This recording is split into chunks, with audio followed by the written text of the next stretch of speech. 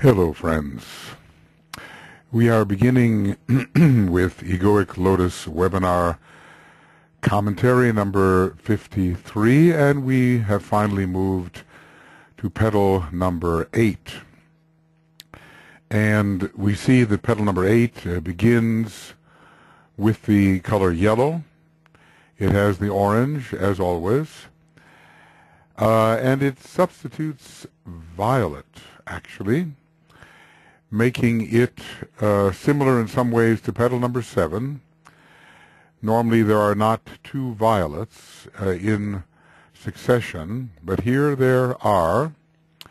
There is a rose, and we're not having a double rose, and there is the blue, which we expect to find in these middle petals, such as petal number 5 and petal number 2.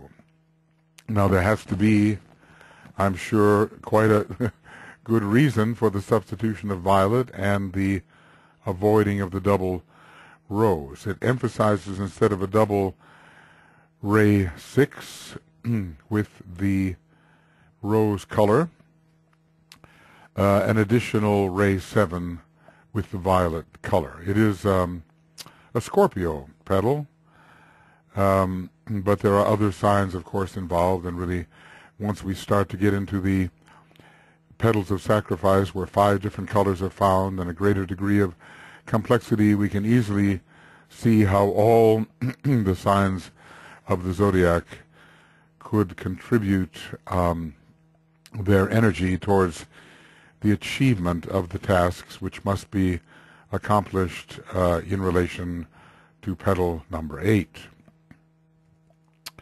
So here we are. Again, we will read what we have read in petal number 7, and we're talking about the inner circle of petals. This inner circle of petals is organized and vitalized. That is what a human being can do: organize and vitalize and coordinate in the hall of wisdom. And simultaneously, the middle circle unfolds so that 2 rows of petals are duly opened. That, of course, is the word. How much does duly represent? And only the third remains to be unclosed. Well, it can be opened, but is it fully open? And as you know from studying here with me, that I have assumed that there is some unfoldment going on in, let's say, petal number 7, while petal number 5 is becoming completely unfolded, and a certain amount of unfoldment is going on in petal number 6. And then when petal number 8 is to some degree unfolding due to the application of the rod and the strenuous and abnormal efforts of the candidate, petal number 6 will be fully unfolding, and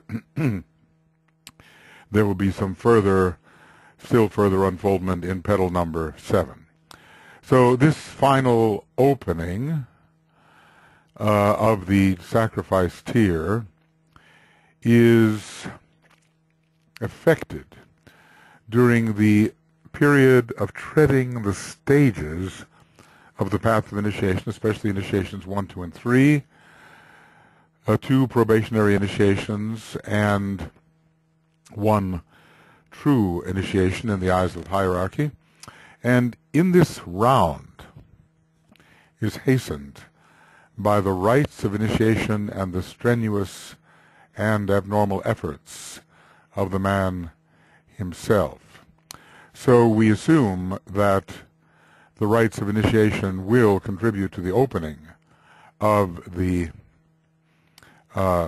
sacrifice tier, but also the abnormal efforts of the man himself will contribute, aided by the work of the initiator, by the electrical work of the initiator wielding the rod of power. So, you know, the question could arise: can a man do anything but organize and vitalize and organize, coordinate, and vitalize? Or can the man actually promote some degree of unfoldment of this petal before the rod of initiation is applied? And I think so, because there is work on the probationary path done in the sacrifice petals, and we can assume perhaps that this probationary path is really occurring before initiation number 1, the birth of the Christ. And we are told that one of the two petals, due to this probationary work, one of the two petals in the tier of sacrifice awakes vitality and unfolds. Now let's see if I can turn to that. And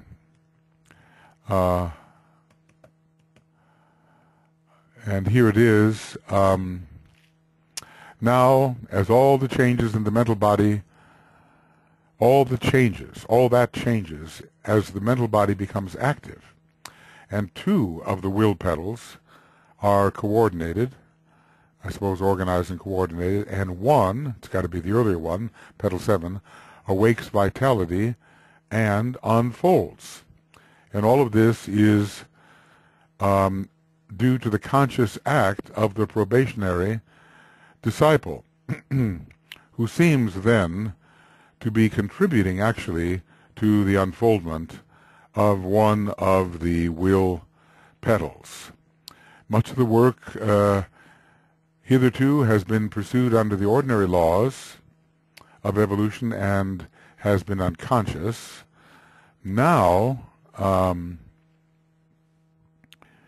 all that changes as the mental body becomes active on the probationary path, and two of the will petals are coordinated, and one awakes vitality and unfolds. So this appears to be some degree of unfoldment even before the rod of initiation is applied. At least it doesn't discuss here the awakening of vitality, the unfoldment in terms of the application of the rod.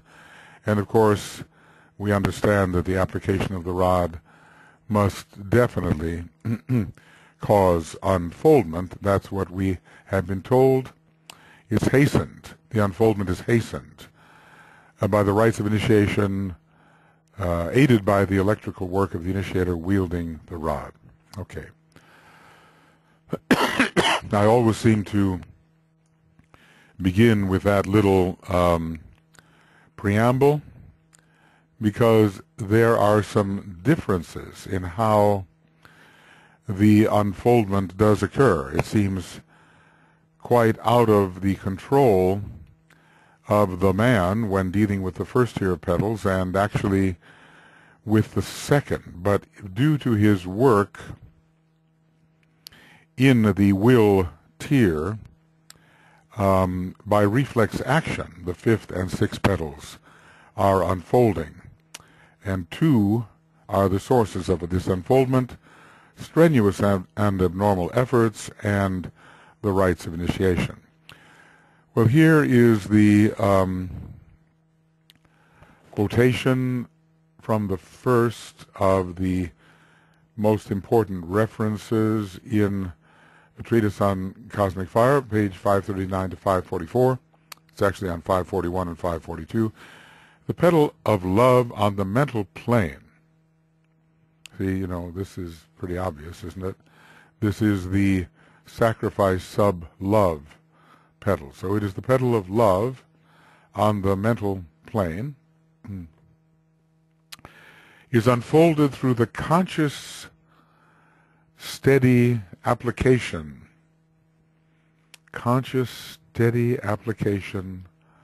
of all powers of the soul, not just knowledge, to the service of humanity. And here comes the sacrifice, with no thought of return, nor any desire for reward, not even desire for reward, for the immense sacrifice involved.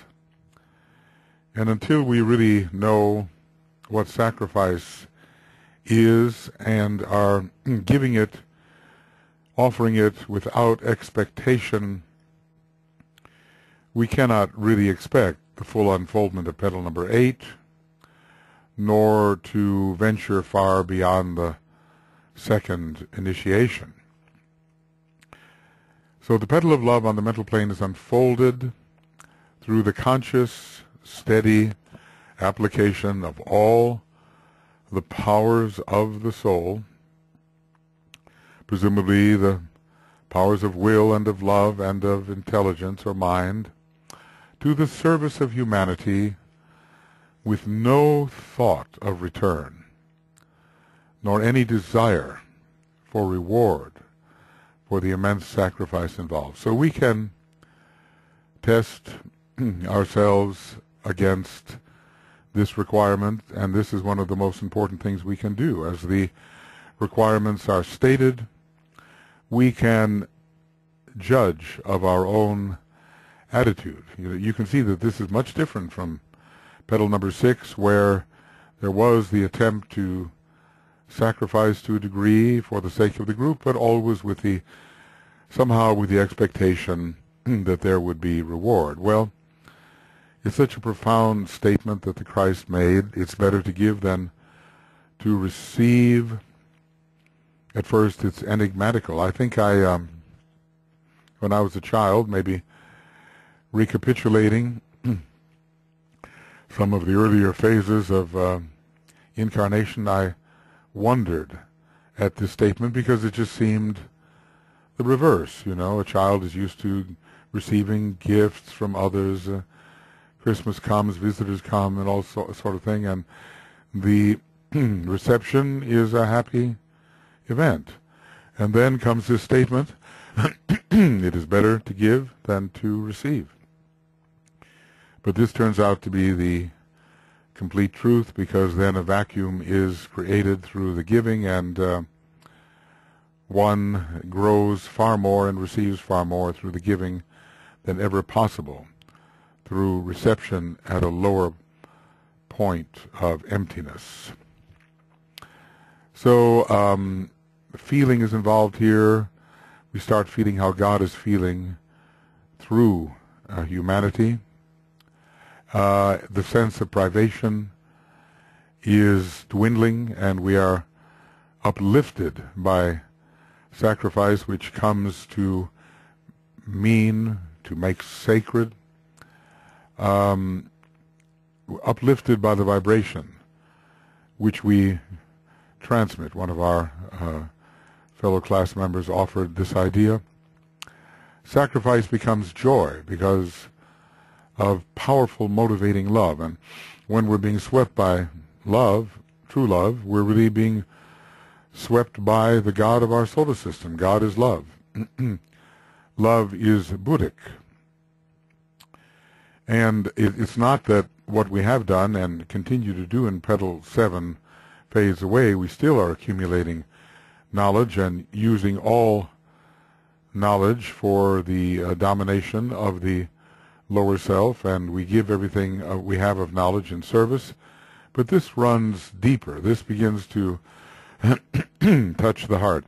I have to say that petal number 8 excuse me, has to be very important, because it is primarily a Scorpio petal. And when we think of Scorpio, we think of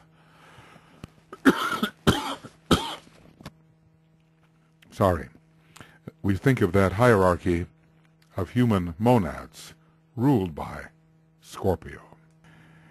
The human creative hierarchy is the fourth creative hierarchy of human monads, and it is ruled by Scorpio, and the hierarchical ruler is Mercury, pointing to the eventual intuitive mediating function which humanity will have when fully living up to its role in the divine plan. So humanity becomes Mercury, mediating, as the fourth ray does, that ray which comes most powerfully through Scorpio at this time, mediating between the higher and the lower kingdoms. So this petal will begin to bring in that Buddhic quality. It is certainly necessary at the second initiation, when the astral body is becoming transformed by the power of love, and this is essentially by the power of Buddhi, which is love, wisdom. So we can expect some really significant changes here with this eighth petal, because when it is touched by the rod of initiation, the man is entering the stream and is borne along by the energy of his fellow co-workers in the ashram which he is approaching. So it's an indication of very rapid progress. It takes a long time to prepare for the mostly full opening of this eighth petal, and really until there's work being done toward the third degree, and really I think until the third degree is taken, the eighth petal will not fully open. So, but once the second degree is taken, and surely once the temptations in the desert, as they apply to the status of the human being, not the Christ, of course, once those temptations are past, then the progress is extremely rapid, and one then is solidly on the way towards the Syrian method of initiation and will not turn back. So we might call that in a way the final reversal of the wheel. At least there's nothing in the man in terms of the wheel of form and the clockwise turning of the wheel which can stop his forward progress and deviate him. He may not be perfect, but nothing will really interfere any longer with his ability to express the soul. Things may arise, but they will not interfere. He will not allow them to interfere. Now, the other area of real importance in Cosmic Fire are the pages 822 to 824, and it's very briefly stated what we can expect in terms of the will that is expressed through this second will petal, the will to sacrifice through love on the mental plane, and thus to serve. This, we will have here a Venusian mind. Whoop, that's not the one I want. Okay, let's see here. Okay.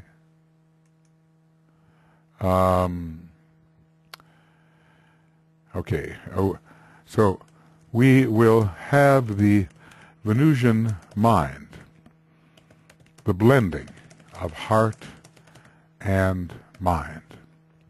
And I think I had better make sure that we have the right kind of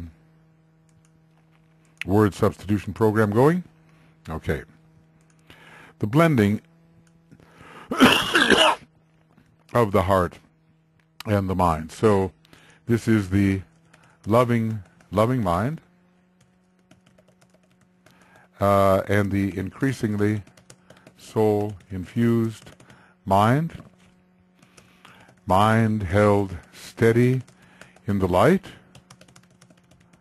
and the power of illumination is coming into the meditative life.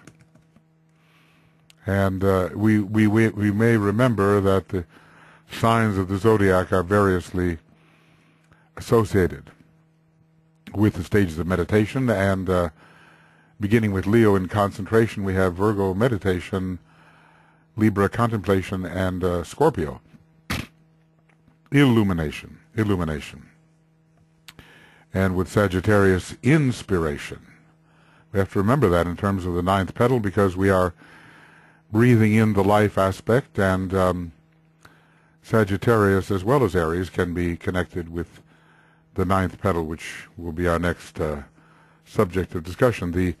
Not so much is said about the synthesis petals, except that the synthesis does occur very fast from the time the third initiation is taken and between the third and fourth initiation. So somehow we will have to see how that might look and see if we can understand what is the synthesis of knowledge in relation to the mind of God, the synthesis of love in relation to the heart of God, and the synthesis of will.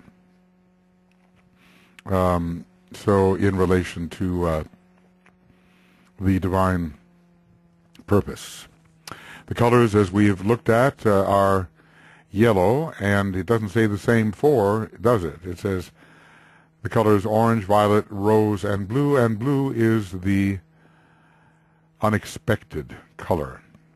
It's a color that is a bridging color between the sixth ray and the second ray. It's sometimes associated, well, it's associated with both of those rays. The rose color, and we could, might expect if we had the yellow added to the same colors that we found in petal number 5, we would have a double rose, but we don't. The blue is substituted for the rose and showing, I think, the bridging, increasing bridging towards the second ray. The soul expresses the second aspect of divinity, and when its vehicle, the egoic lotus, is fully unfolded, it is that aspect of divinity which has come to fruition regardless of what the ray of the soul may be, just as the first aspect of divinity comes to fruition with the full expression of the monad regardless of what the monadic ray may be. So the three colors of the Buddhic plane, interestingly, are yellow, blue, and violet. Yellow from the perspective of the man, blue from the perspective of the planetary logos, and violet from the perspective of the solar logos. And they are all there when Buddhi must begin to infiltrate the astral body.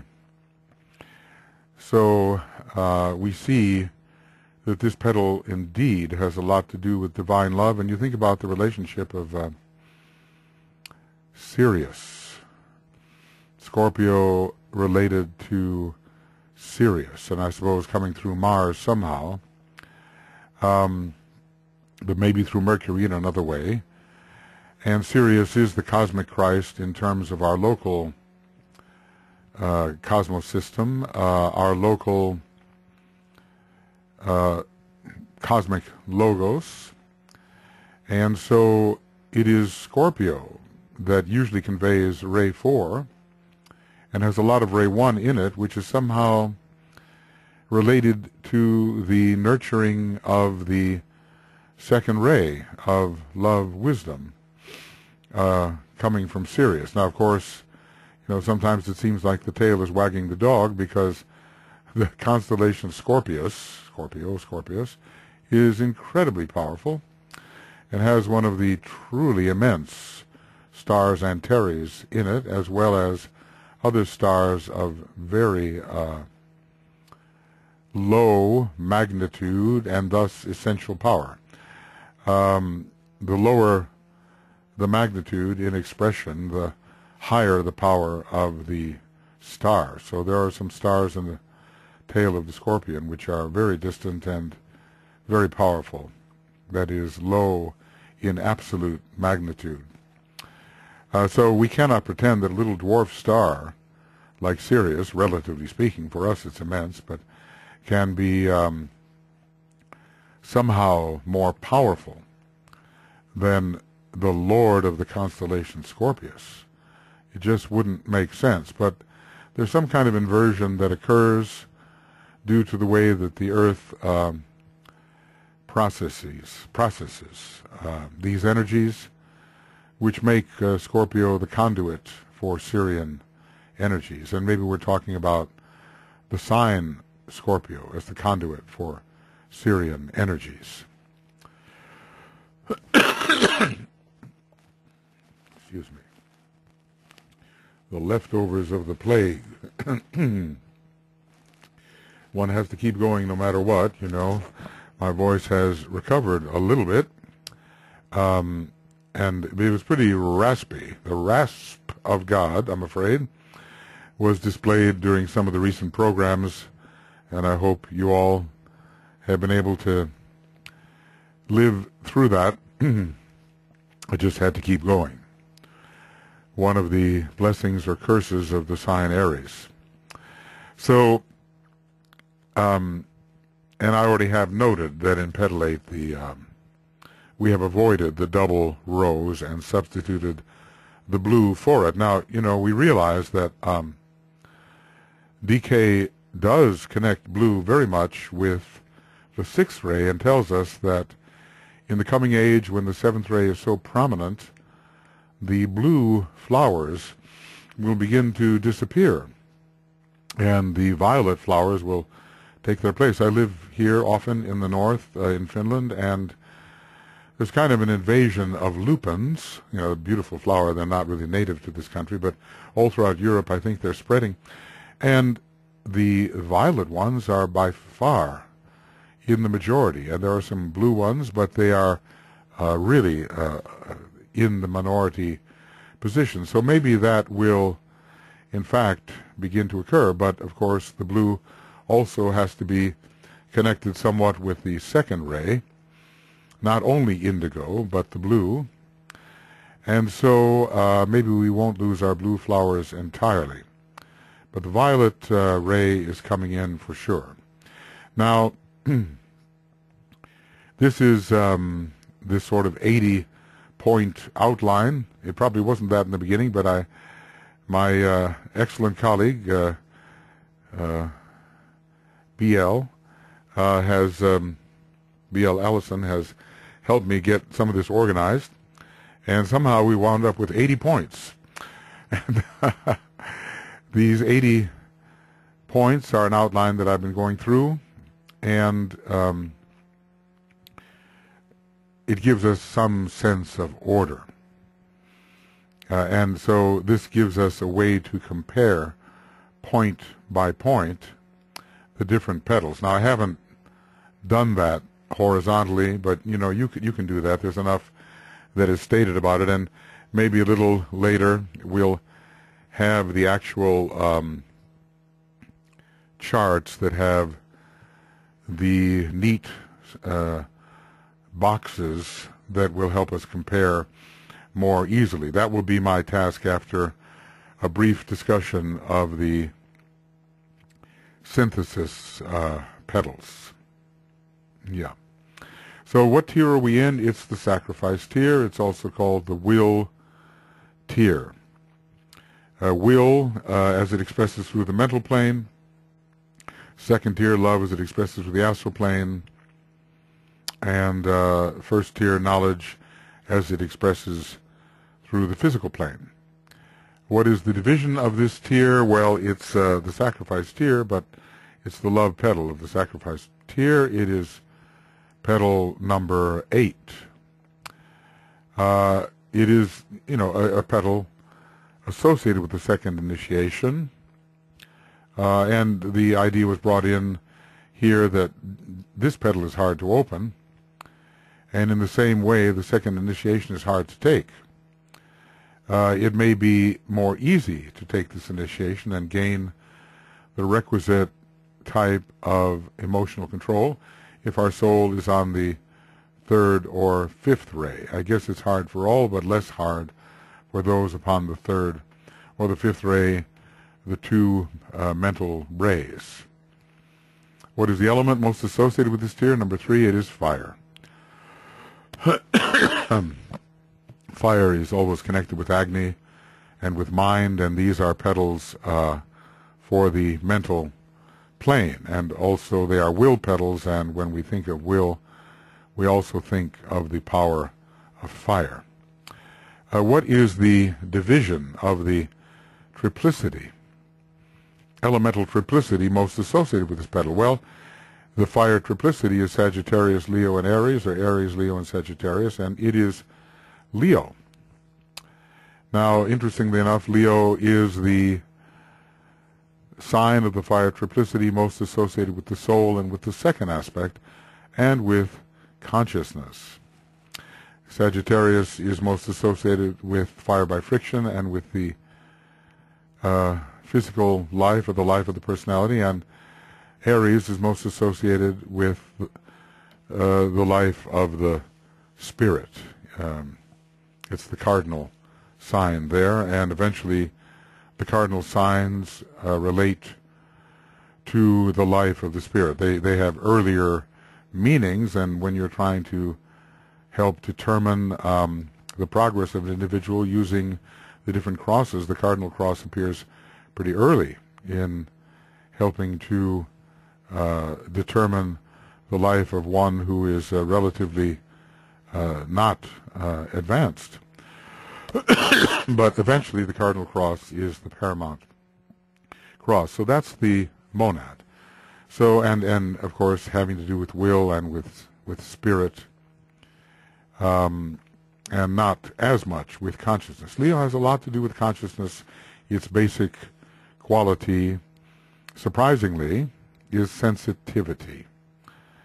So Leo comes in here in a petal which gives us the death of desire and one level of lower egoity which is gone, and a rising up towards the realization of thou art that. And since the personality is so associated with the moon, and the moon falls in Scorpio, which is the major ruler of this petal, we have some instances here of what we can call the death of the personality, at least to its own desires and to its own separative way of living. The personality is centered in a way very much in the astral body. So if the personality is to die, the astral body must also die to its own desires. What would that be like? You know, we have the elemental promptings within us, and then also the promptings of the higher of the pairs of opposites. And we say, well, this is what I want to do. Well, what is the I that wants to do it? That's what we have to ask. We use that word I in a very blurred manner. And we have to realize when we state it in relation to desire that we may mean our lower personal self in its desires, or we may be more identified with the soul as the I, and those desires, soul desires, may be much more in line with the divine plan and quite contrary to the personality desires. Excuse me. So there is it has been said here that there's a deep self-centeredness in the beginning, at least in the Leo astral body. And I believe that, I'm trying to remember from esoteric astrology, I believe that the Leo, that the astral permanent atom, let's see if I can spell this correctly, astral, it's a little too strong, far away from me, astral permanent atom, may be ruled by Leo. Leo is connected with the astral permanent atom. Here we are on some page or another. Oh, it's hard to see. There we go. Page 302. Leo is connected with the astral permanent atom for the reason that desire, or the power to go forth and occultly touch that which is desired, is the basis of all sense of awareness. Of course, That's Leo, the sense of awareness, or responsiveness. And the underlying cause of progress, or evolutionary movement forward. It is the keynote of the man who has achieved that true self-centered attitude which makes him an individual. What is the keynote? Progress, evolutionary movement forward.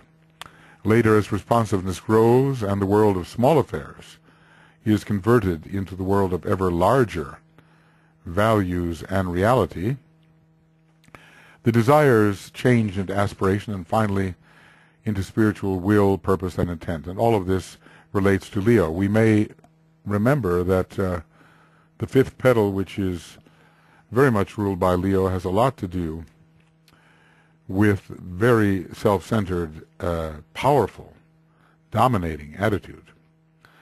And that after the fall, as I've been inclined to call it, after it is proven that the lower personality offers very little and ends up when one attempts to fulfill it in frustration, after that realization there comes the fall, the crash, and then aspiration. The path of aspiration is trodden in the later development of the fifth petal. And then eventually we get into spiritual will, and it's kind of interesting that at the second initiation, Mars and Vulcan have a contest. They do also at the third degree, but will and desire are opposed. Vulcan and the Sun are one, and the Sun rules Leo. So some idea of what the spiritual will is will be coming in around the time of the second initiation, which is so associated with this petal, the eighth petal. So I think this is a very important little paragraph here, and I might as well just borrow it and insert it. Okay. I know this is an almost too colorful text that I'm reading from, but you know, I taught this class maybe in 7 different places in the world, and for different groups I used different colors, whether it was what I was saying or what someone else was saying. So it helps me orient to a certain extent, and saves time, because the the task of putting this all in perfect form could have taken a year or 2. And it's better to move on with the thoughts that may carry some light rather than to seek the perfect form. Probably in saying that, I reveal the rather small dosage of 7th ray that I have in this particular incarnation, but there's always the hope from Aries and Cancer that some of it is coming through. It certainly comes through from the past, I know that. Excuse me. Okay. So, the astral permanent atom, the self-centered astral body of the undeveloped Leo person, the reaching out toward the other, which increases sensitivity, one of the main keynotes of Leo. Maybe we cannot call what goes on in this petal the full death of the personality, because, you know, in the third initiation we have the idea that the ancient authority of the personality is ended, so it's still alive and kicking. But there is certainly the death of personality desire, and that is very important in leading to the death of the personality. Maybe the true death of the personality occurs at the 4th initiation, and accompanying the death of the causal body. The personality gives up, relinquishes to the higher permanent atoms all that it has accumulated in its particular permanent atoms. Well, the ancient domination or ancient authority of the personality is ended at the third degree, but death is another matter. And I think, when you come to the fourth degree, we have our friends Leo and Scorpio appearing again, with Scorpio staging the release of Leo. It's a final release from that central system of energies we call the egoic lotus and causal body, and Scorpio, the sign of death, is involved through its connection to the Buddhic plane in staging the release of consciousness from that causal body. There is a sense in which the Buddhic quality of love is one of the main contributors to the death of the egoic lotus, to its dissipation. It's a love too great to be contained on the higher mental plane and by the vehicle that has been generated on the higher mental plane through the intervention of the solar angel. So, but anyway, practically speaking, we really become a member of the new group of world servers here when the second initiation is taken. At least that is certainly open to us, unless we're of the kind that's getting ready to sort of veer off and go on the left-hand path. So we find it to be a very significant moment in the progress of the individual. And it's really a kind of well, it's almost the halfway point, we might describe as the experience in the desert between the second and third. Halfway, in a way, between the first and fifth initiations, at least halfway in terms of number.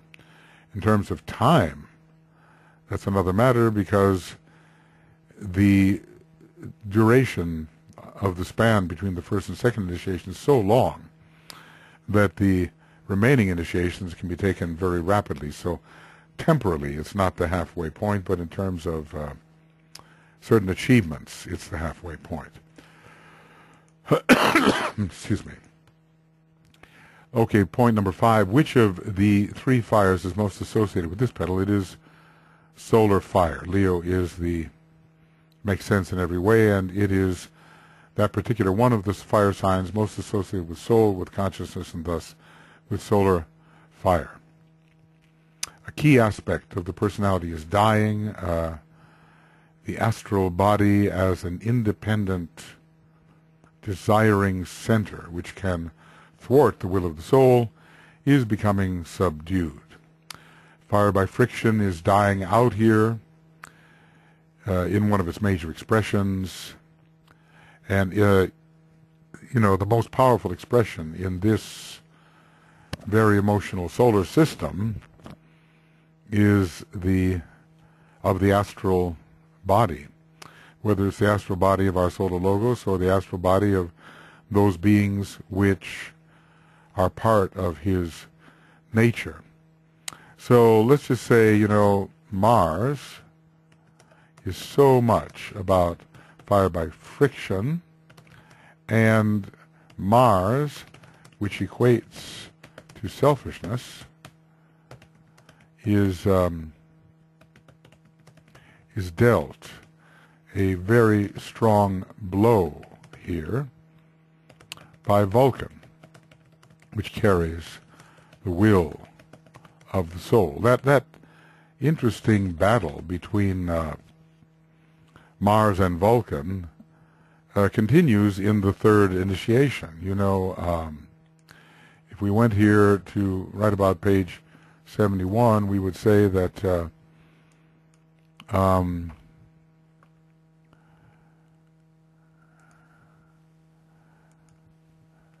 yeah, that's quite interesting. This is at the third initiation, the moon veiling a hidden planet, I believe that's Vulcan, and Mars bring about a fearful conflict. Well, the loss of lower ego is full of fear. It's what we hang on to in terms of our identity, and our identity really begins to change. But at the end, the man is released from personality control. And let's just say that if any of us imagines that we have taken the third initiation, and we are still demonstrating in various ways that we are controlled by aspects of our personality, then it's just not true that we have taken the third initiation. This is a very stiff requirement. At the end, the man is released from personality control, and we also hear that the ancient authority of the personality is ended at the third degree. Well, it's so close to the fourth degree of total relinquishment, isn't it? So many types of inflation occur in the minds of people as they imagine their approach to the third degree, but just look at the requirements and then just see whether personality control is there still. And then one can assess whether the claim made, and no claim would ever be made by the true initiate, is true or not. And I think you'll find that, in many cases it's not true. Now, number 6. This is the planar focus most associated with this petal. Well, the higher mental plane is coming in, and also the Buddhic stream is very important, but effects will be felt also on the astral plane with the reconditioning of the astral body by Venus, Jupiter, and Neptune. All of them are going to be important in relation to this petal because it is a second initiation petal. The higher mind, as it affects the mental unit, yes, is important here because Mercury is so important in relation to Scorpio. Mercury has a very powerful work in this petal. So Mercury is so important in relation to this petal. But also the Buddhic plane as it affects the regenerating of the astral nature. So basically, through sacrifice, we might say, we are bringing, okay, love into the astral body. So not only the higher mind, but the Buddhic plane is influencing very much the astral body, which makes it possible for personal desire to die. There's a much bigger picture is revealed.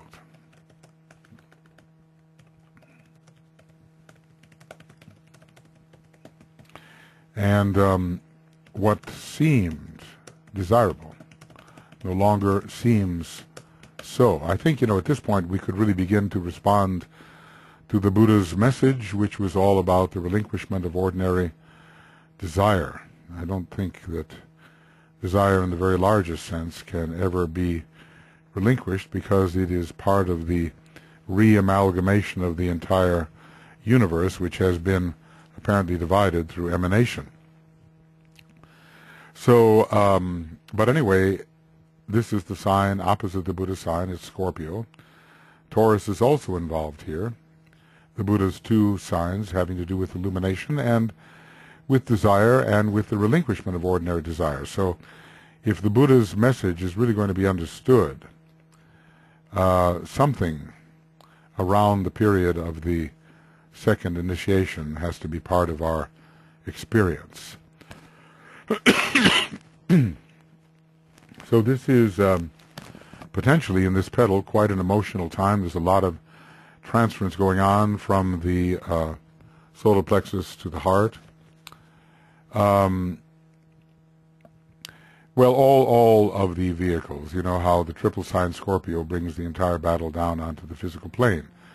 There's a lot of intense emotion here, maybe oftentimes repressed, but there is the mental focus through the power of Mercury, which is very strong in Scorpio, and also the battle is brought right down on the physical plane where it has to be, one has to prove on the physical plane one's overcomings, one's accomplishments. So all three levels are going at once, And the buddhi manas is also being affected, higher mind, the higher reasoning mind, also nourished by the intuition. So we have spiritual intelligence and mental illumination at the second degree. The intuitive instinct at the third degree and spiritual instinct at the first degree, but these are the two words that DK has described as related to this degree, and I think they're very good, and they show us somehow the Mercury-Venus part of this experience. So the strictly emotional person is not going to pass this degree, and we cannot control the emotions with the emotions. We can only, desire to suppress other desires, but that is not really possible. I wonder what I had here. Oh, possibly the nature, the ray nature of a very interesting individual who, it seems, had a ray 1 monad, a ray 6 soul on the way to the second ray, a ray 1 personality, a ray 1 mind, a ray 6 astral body, and a ray 1 physical body. What an amazing combination of intense energies.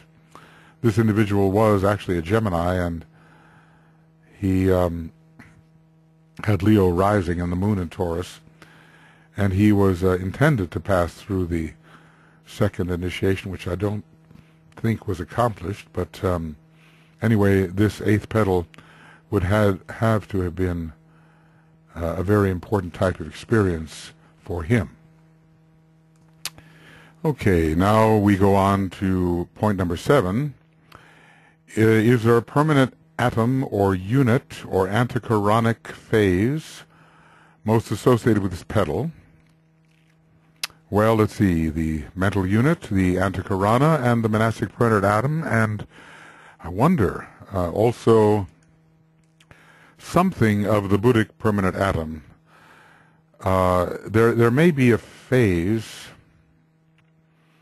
Well, there may be a phase in the later part of Petal 7 where we begin to reach towards the monastic permanent atom, and it's certainly occurring here because of the emphasis on Mercury, but there's going to be a strong Buddhic content in this petal, and hence the Buddhic permanent atom in the later phases of building the antichirona will be important. So this is the real building of the antichirona here as we approach the second initiation, and as we continue on afterwards.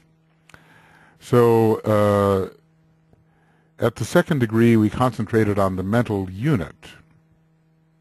And I want to say a mental unit and on the egoic lotus per se.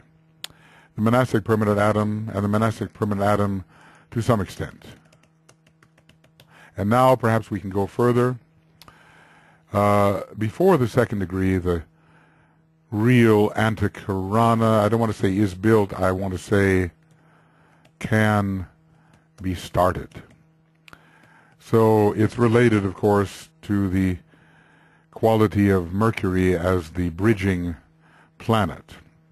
Mercury being so powerful in Scorpio, either for the control of the astral body or for the reception of higher energy into the mind.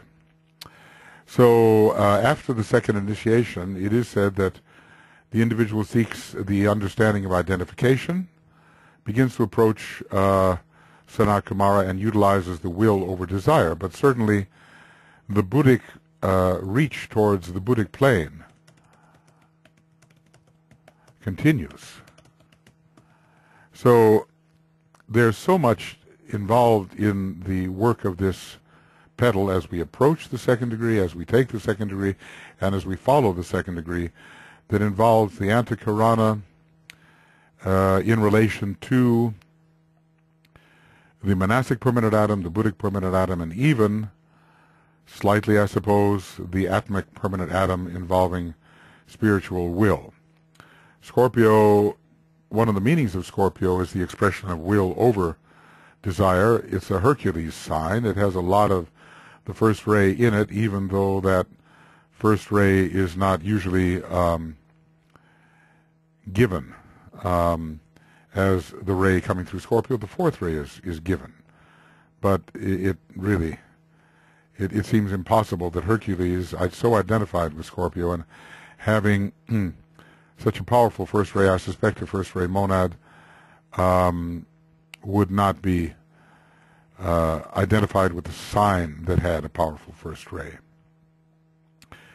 So here is where we prove that we can bring through what is meant to be over what we desire to happen. Let's see a little further. Yeah. Well, when we begin building the Antakarana, and obviously we practice at it well before the second degree, but basically on our Mercurian approach to the second degree, our goal is to link the following triangle together: the monastic permanent atom, the mental unit down here, make it a little more visible, mental unit, and then the egoic lotus itself. But the Antakarana must extend beyond the monastic permanent atom and bring through energetic expression from the Buddhic permanent atom and the vehicle that will be coordinated there, probably more after the third degree, and then the atmic permanent atom. So the first part of the Antakarana is handled as we are working in the Scorpio petal, and that will certainly increase the power of the abstract mind that can be used in the seventh petal. And I would say a kind of culmination would be to reach the Buddhic permanent atom at the time of the second degree, or maybe a little beyond, and bring through the love nature, which is transforming the astral body. And then we will work more towards Atma as we proceed towards the third degree. That's where Aries will be so important, because Aries, if ruling the ninth petal, has a lot to do with the expression of the spiritual will. So the mental unit, the true building of the Antakarana is here, at least the beginning of it, and then the further development of it, and also, to a degree, whoop, we don't want that.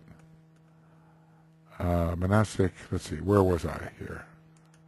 Monastic permanent atom, and the Buddhic permanent atom also.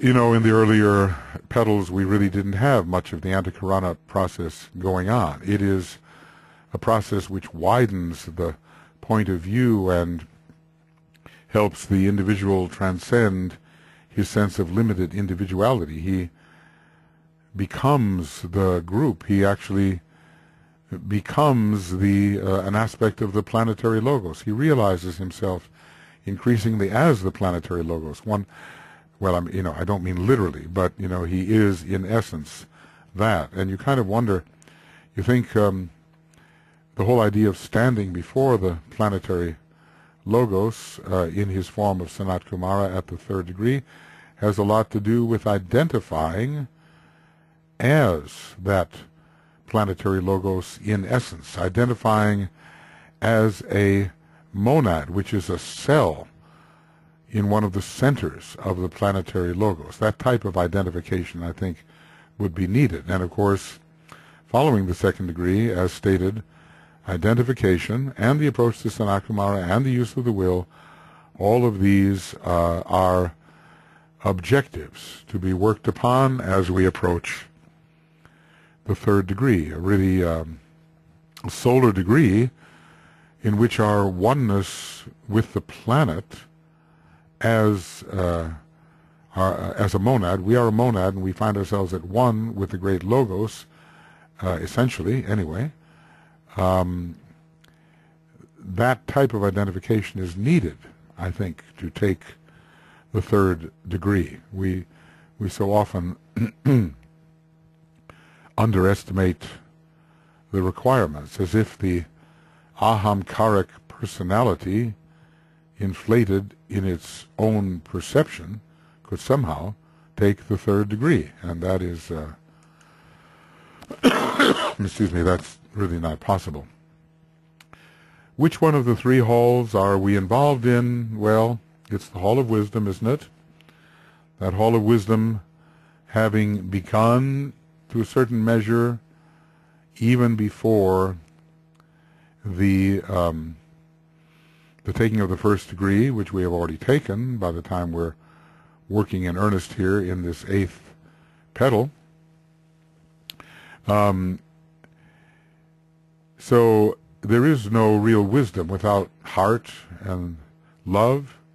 And the astral body shows this love now, increasingly.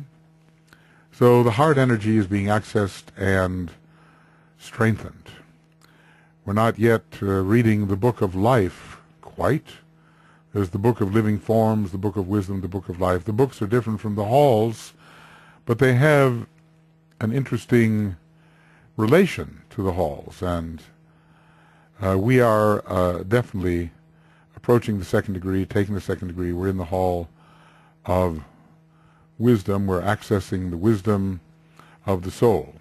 Heart will grow in petal number 8. And in the second degree, in a way, we're making quite a change from ray 6 to ray 2. The transference from the solar plexus to the heart is very important, and that has to augment our access to ray 2 energy as we sort of use the higher parts of ray 6. It doesn't mean if our soul ray is 6, we necessarily have to change to the second ray at that point, because even at the fourth degree, there are 7 different ways of destroying the causal body according to 7 soul rays. But let's just say the ray 2 emphasis definitely becomes stronger in this petal. Our astral body becomes more loving, and I think DK mentioned, if we're to take that second degree, we can no longer sacrifice others for our particular idealism.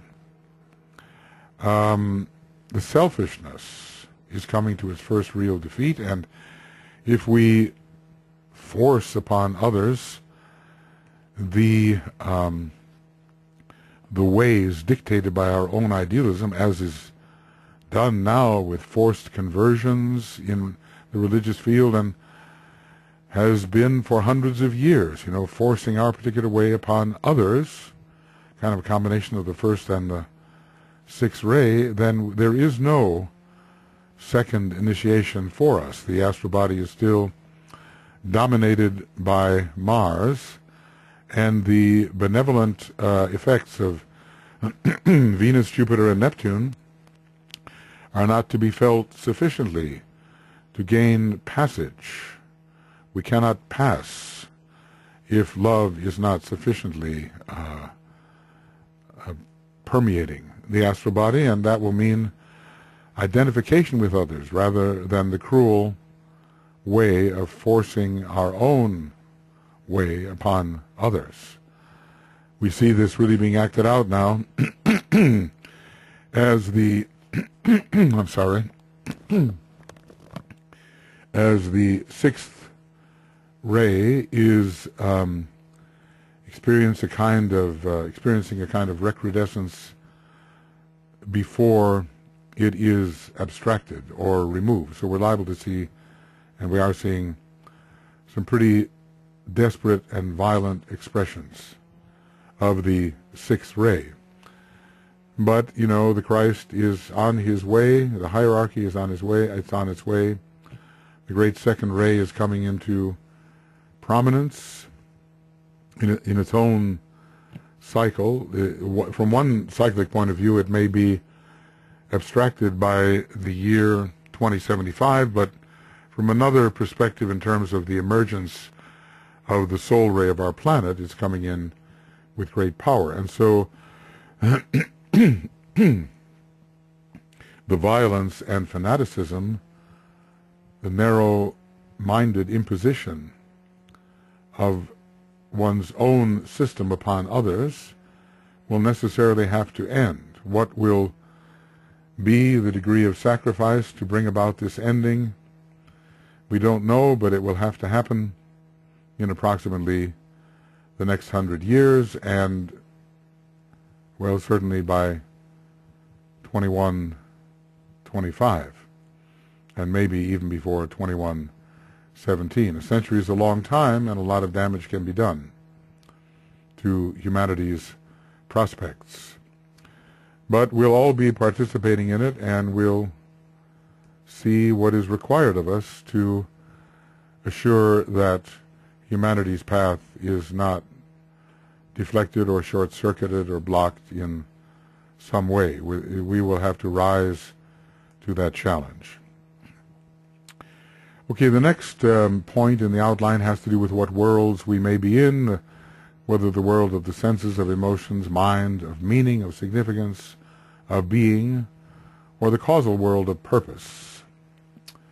And the idea presented here is that we're moving from the world of meaning to the world of significance. We're certainly still in the world of meaning, and when we take the third degree, we have soul consciousness and a voluntary focusing within the causal body, which allows us to read the entire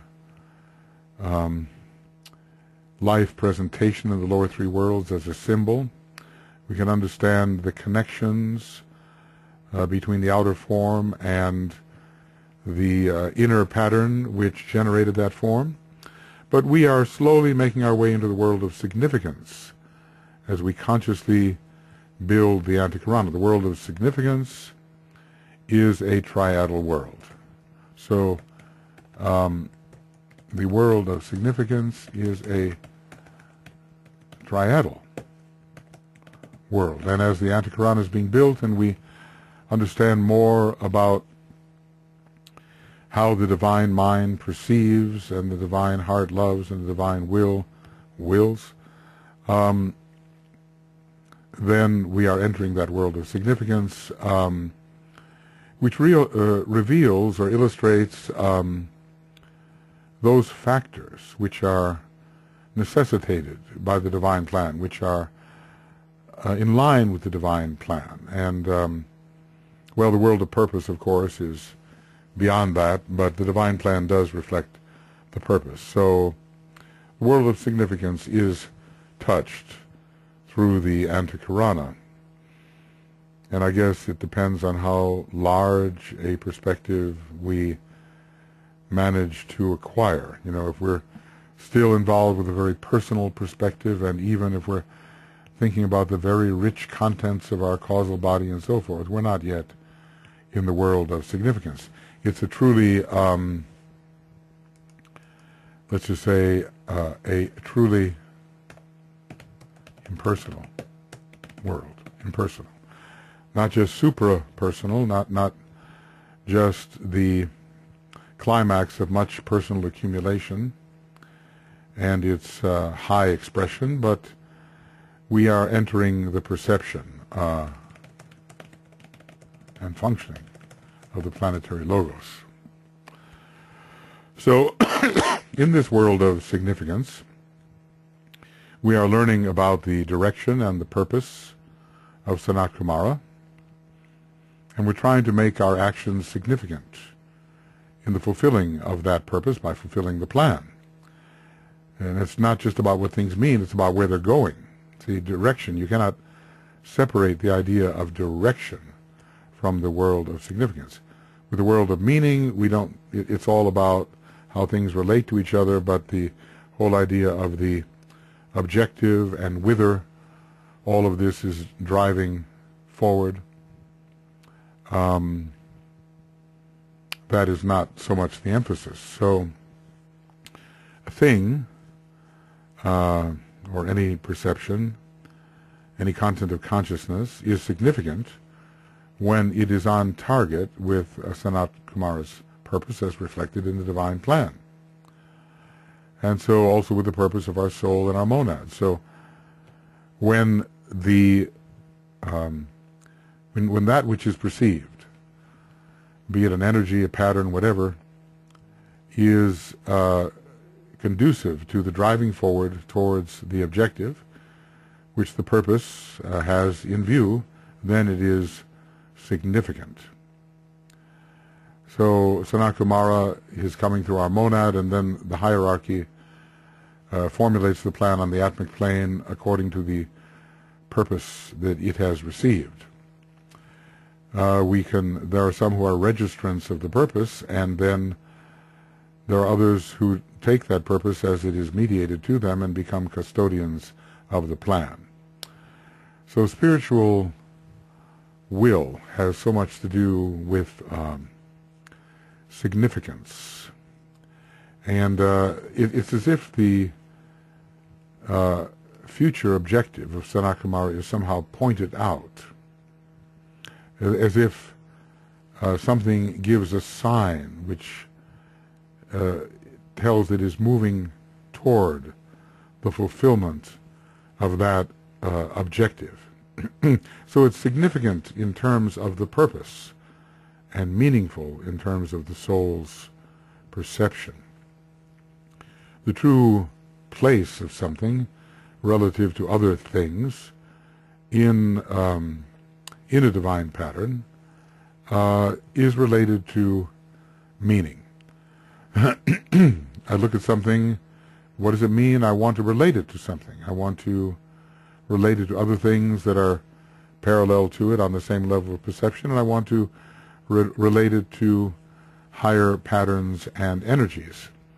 But it doesn't necessarily tell me whither it is tending. It doesn't tell me its significance in terms of the final objective. So,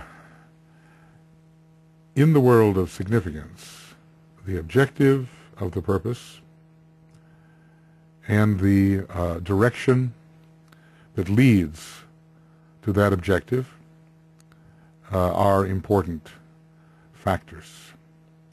The factor of will is involved, and the driving forward through space towards the fulfillment of a particular objective conceived in the consciousness of Sanat Kumara as purpose. I guess I don't know how much experience we have in the contrasting of the world of meaning with the world of significance, but I think that the world of significance really requires that we distance ourselves from even our soul desires, which have to do with our own transpersonal fulfillment, and that we identify with the mind, heart, and will of God, especially the will of God, and say to ourselves, whither are all things tending, and whither is any content of consciousness, and everything is a content of consciousness, whither is it tending? And then we will truly see in the light of the destined purpose of Sanat Kumara. So I think it takes quite a bit more than we have right now to really enter the world of significance. I think that's where the masters are living. They're living in this type of world because their consciousness is ordinarily focused within the triadal worlds. The Chohans, whose consciousness is focused on the monadic plane and other planes at will and as they will, know more about the purpose, still more about the purpose. Okay, point number 10 is there a Deva group, or are there Deva groups most associated with his petals? And I would have to say the Agnishvatas of the higher mental plane and the Agnisurians, not so much of the astral plane, but the higher type of Agnisurians of the Buddhic plane. And that's interesting because, if you read carefully enough in Cosmic Fire, you understand that there are Agnisurians in the triadal realms on the Buddhic plane. So the Agnisurians of the Buddhic plane, of course, when contacted, begin to submit the Agnisurians of the astral plane to the love vibration correlated with Venus, Jupiter, and Neptune. So the Buddhic Agni-Suryans carry the quality of love, and the astral Agni-Suryans much more the quality of desire. What kind of devas constitute the vehicles of the spiritual triad? Well, we come in contact with a new group of devas from hierarchy, creative hierarchy number 3, and they are called the triple flowers. And they are high indeed, and they have, as we contact them, a reflex effect upon the devas which are involved with our lower vehicles. A little item here, the Antakarana is shaped like figure 8s, and we use the Antakarana to reach the 8th creative hierarchy or triads, which we want to accept if we're to become eventually living Christs and not be vanished to the 8th sphere. In other words, we have to learn to be the triad, which in a way we are. The monad is the triad, is the soul, is the personality, but we want to know this, and we do this via the Antakarana. There are 3 groups of petals and 3 groups of Agnishvatas, and we're involved with the sacrifice petal Agnishvatas. Let's see, I think it's on page 821, and we can look here and see. Yes, these 3 circles of petals are called in esoteric terminology the outer knowledge triad, or the lords of active wisdom, the middle love triad, or the lords of active love. Interesting how wisdom and knowledge go together, isn't it? And the inner or sacrificial triad, or the lords of active will. And they're connected with different Buddhas of activity, of compassionate love, and of sacrifice. The Buddha, our Lord of the world, is a Buddha of sacrifice. He is the best known exponent of this sacrificial will, characterizing the Buddhas of sacrifice, best known to man. So I'll just kind of put this in here. Okay. There was a drawing in the papers of some of the disciples who were connected with the Tibetan, and it showed the Antakarana ascending through a series of figure 8s. Well, it makes so much sense, of course, because Mercury is the planet of the Antakarana, and Mercury's number is particularly 8, and it has to do also with this S-like ascent and descent. The S is certainly contained, doubly contained, within the 8. So the rising figure 8s bring us increasingly into touch with the permanent atoms of the spiritual triad. And in learning to respond to triadal life, we are learning to respond to a very high order of angels or devas who are these triple flowers, who are the triads, as it were. Maybe there's even a number 9 connected with them, so that each one of them is threefold. Wherever there's a 3, you have to suspect the presence of a 9. So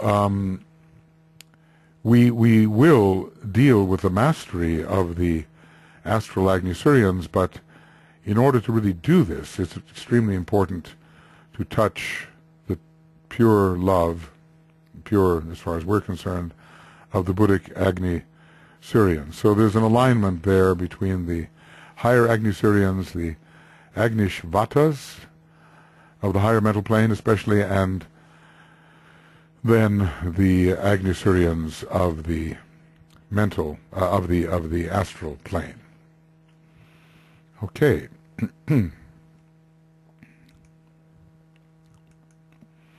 Now we go on and we look at number 11 in the outline. I'm going a little slower as I think it's, in the last analysis, more efficient. Sometimes I get going with the so-called galloping mind, and my mouth runs faster than my mind. It's a third-rate liability, and especially when Aries is involved.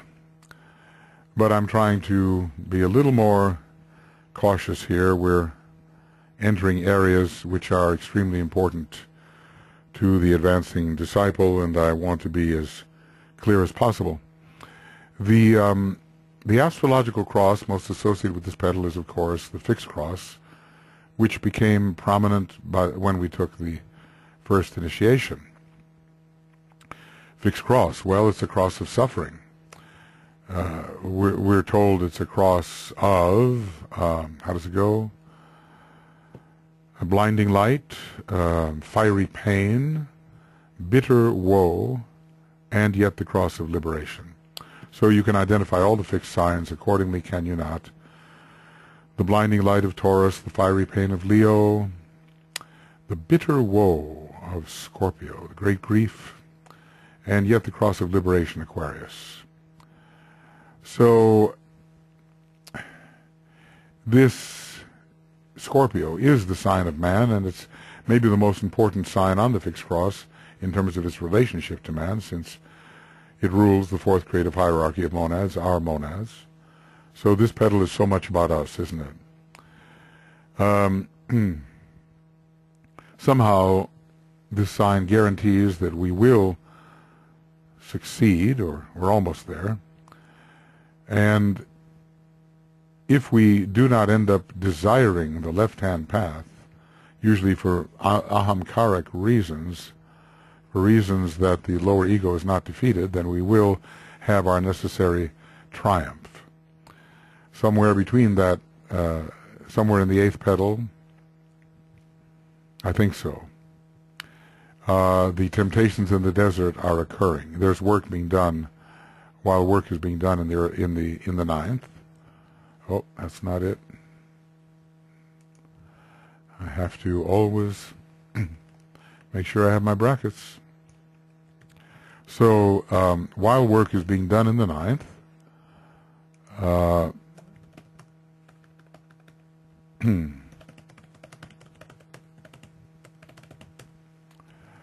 temptations in the desert are occurring. The world, the flesh, and the devil, the three aspects. World, aspect 3, flesh, aspect 2, devil, aspect 1. So we're on the fixed cross, but it's kind of a sub-fixed quality. Both Scorpio and Taurus, and even Leo, much associated with this petal, are all fixed signs. So we're on the fixed cross, sub-fixed. So what the fixed cross really means, in terms of the relinquishment for the sake of the soul, so that we can truly be the soul, is really coming home here. There's a great holding power, a great fortitude, just as Scorpio has, in relation to this petal. So all the bad stuff which Scorpio can evoke cannot withstand the energy which is entering, because of the sustained point of tension which we are achieving through the utilization of the antikarana. So we have this holding power which connects us not only with the soul but with the spiritual triad, and Hercules in his great fortitude is the symbol of this holding power. So in the constellation Scorpius, that's how it's technically called, we do find the constellation Hercules.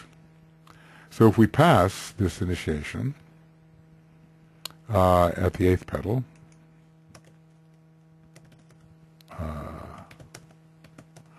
the stream will carry us. I mean, that doesn't mean we don't have to work, but we are borne along by the stream, as we're told in the voice of the silence.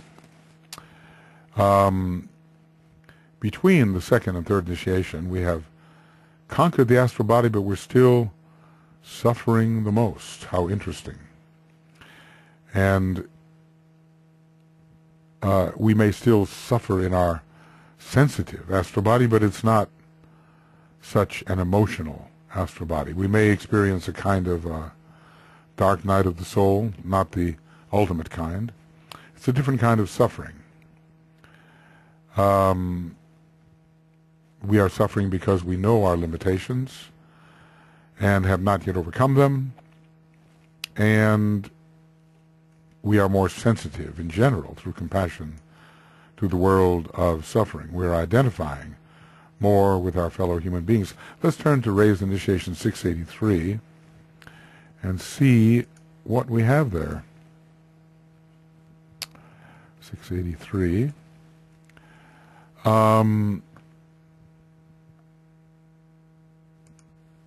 Okay.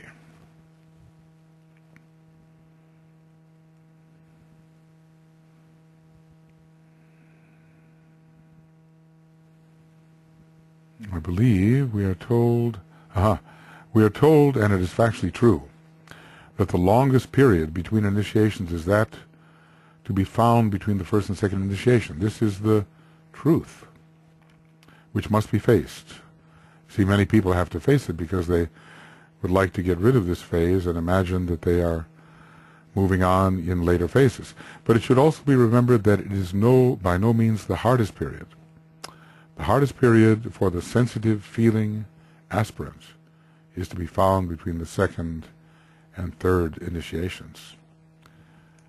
So we may not react so emotionally, but we certainly have the sensitivity to increase the suffering. And of course we have to pry ourselves loose of those temptations which affect every human being, and we do that in the desert, in full concentration, uninvited by all kinds of distractions.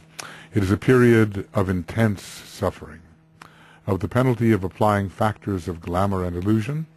We have applied them and now we suffer. Of pronounced involvement in situations which, for a long time, remain unclarified, and of a steady moving forward as best the beleaguered aspirant can under the influence of right direction and determination. This he has usually to do in the dark, working under the action of the logical and understanding mind, but seldom under the influence of inspiration. Nevertheless, the good work goes on. The emotions are brought under control, even after the second degree, it appears, and necessarily the factor of the mind assumes an increasingly right importance.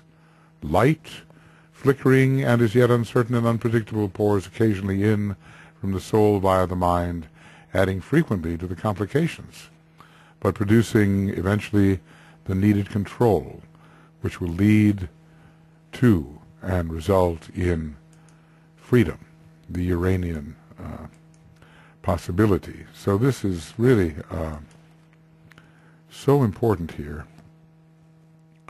Ponder on these things. Freedom is the keynote of the individual who is facing the second initiation and its aftermath, preparation for the third.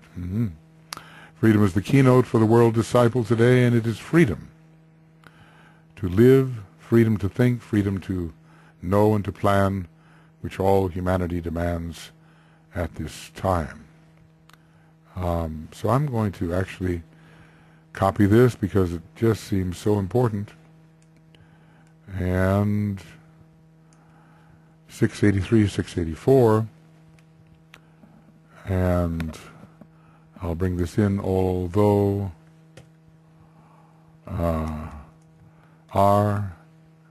and I, 683 and 684. And I'll make it smaller and in a different font. This will be, let's make it 8, and we'll put it in a different color. Okay. Well, this is this tells us about the suffering that we can undergo in petal number 8, because after all we can take this initiation in petal number 8, but the petal continues to unfold after the initiation. And there are still elements of sacrifice which have to be developed. A period of intense suffering, of applying factors of glamour and illusion, and pronounced involvement in unclarified situations. And we are still the aspirant, until we've taken the third initiation, we are the aspirant. And that's why DK is said to be assisting aspirants for initiation, and even later in his work up to the third degree. At first, only the first 2 degrees, and later it was mentioned that even for the third degree, he is assisting aspirants to reach the third degree. Well, it gives kind of an idea of what it takes to go through this 8th petal process. Okay. Now, let's move on. So, is it the true dark night of the soul? Well, that's more the 4th degree. And, in the rays and the initiations, DK tells us about the areas of darkness which must be faced before certain climactic initiations, even before the 4th, before the 6th, and I think even before the 9th initiation. I think it maybe is in chapter 10, but it's not essential that we look at it, but great areas of darkness have to be faced and penetrated. And if we have something of the despair, anticipatory despair of these higher facings of the dark, and if they occur after the 2nd degree, we cannot imagine that they are the full dark night of the soul. Yeah. Okay. I mean, we could pause, and if we were in discussion, there might be a lot to share about our own experiences. Now, what stage of the path is most associated with the, I want to just say, with the development of this petal? So, is it, evolution, ambition, advanced man, etc., etc.? I would say the path of probationary initiation. There could be still some problem with spiritual ambition, we could say. There could be still some problem.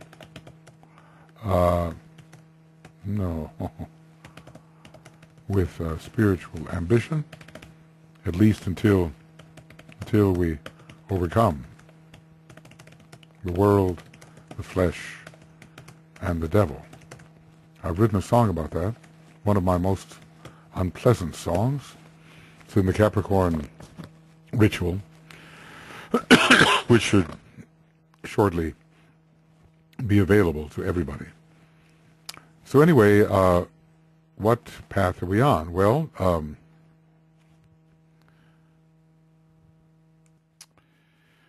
okay. So we are on, quite possibly, the path of accepted discipleship. An accepted disciple is also a pledged disciple, and certainly an accepting disciple, and can be on the path of probationary initiation. There are some who even go beyond the 2nd degree and are not yet accepted disciples. DK tells us it has to do with a particular relationship to the master. We are on the path of probationary initiation, which are initiations of the threshold. Until we take the 3rd degree, we are, in a sense, aspirants being tested. So this whole idea of probationary initiation has to, or the probationary path has to be looked at in 2 different ways. In one way, it ends at the 1st degree, and in another way, we are being tested out all the way, even as an accepted disciple, until we reach the 3rd degree. And then we are the true initiate, no longer on probation. From another point of view, when we become an accepted disciple, we are no longer on probation.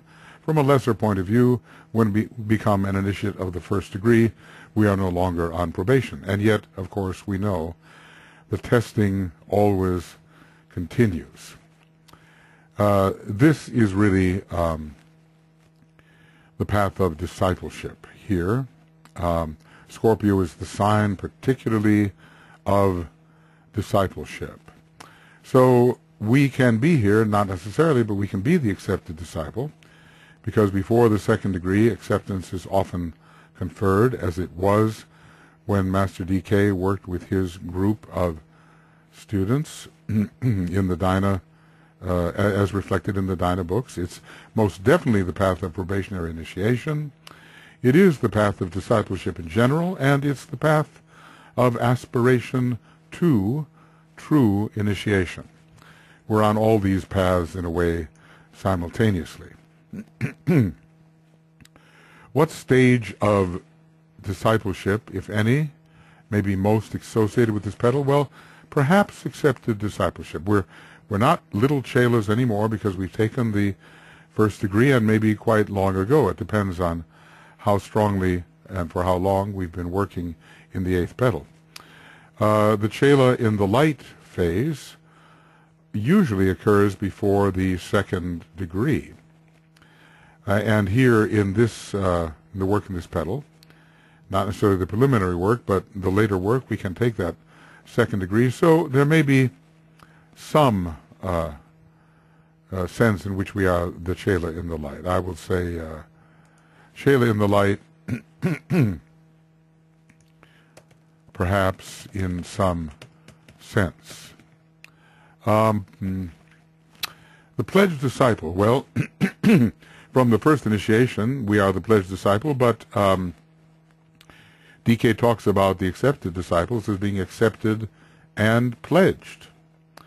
And we can be the pledged probationary initiate. So the pledge continues. We're certainly, in a way, the accepting disciple. We continue to accept that which we have, that about which we are convinced, that which we believe to be true. But it continues afterward. We continue to accept. We are the accepting disciple. We are the pledged disciple. If we're going to be taking initiation, we're certainly pledged. And we may be indeed the accepted disciple if the usual time of accepting a disciple is from the midway point between the first and second degree and onward afterwards. I have the sense that most of the accepted disciples in DK's group, well, they were closing in on the second degree. They may not have been taking it in this particular incarnation or in the next, but some of them were quite close, and others were actually taking it, and they were accepted disciples, accepted by him. What about chela on the thread? Well, I would say not yet.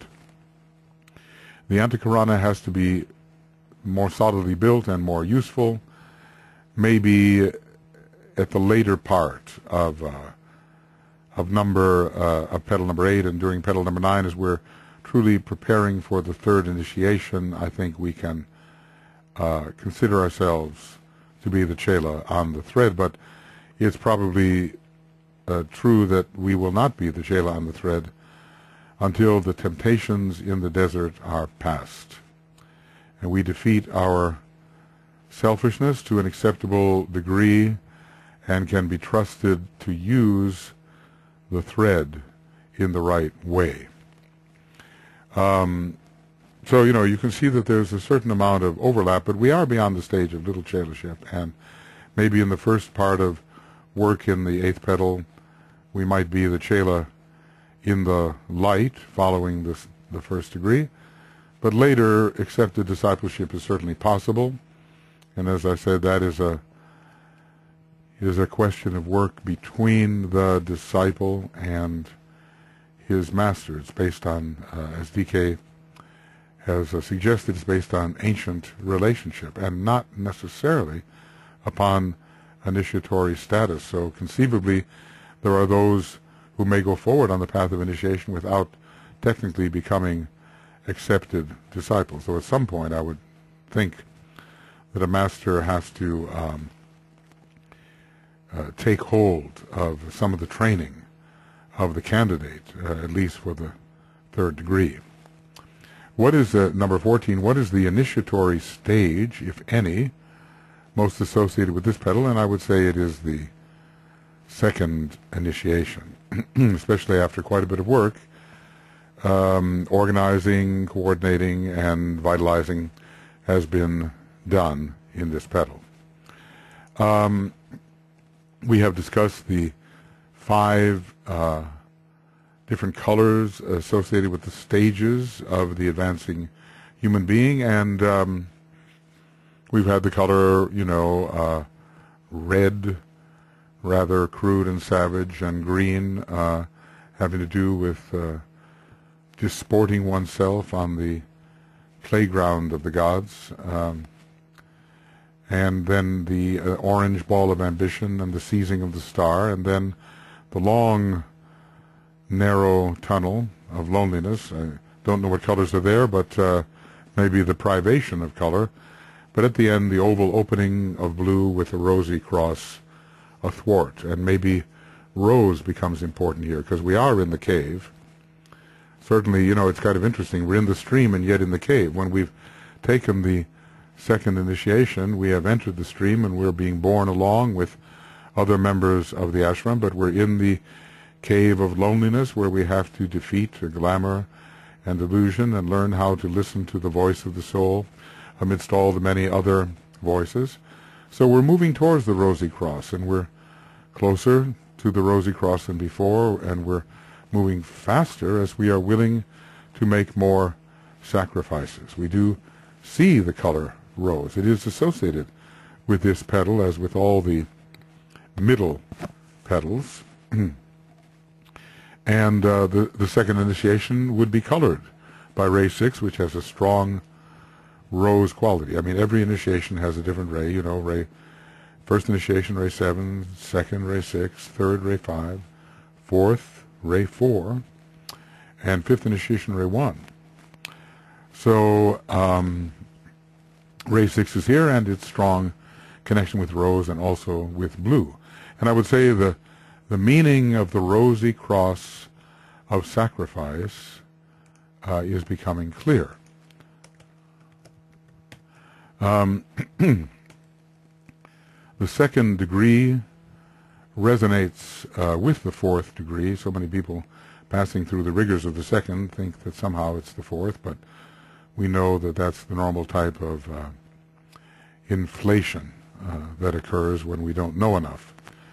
We are getting an idea of how sacrifice must be made, and we are sacrificing extensively.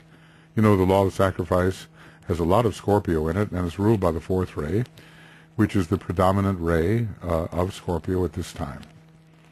So we get the feel of what the rosy cross at the fourth degree, when we overturn it, must really be like.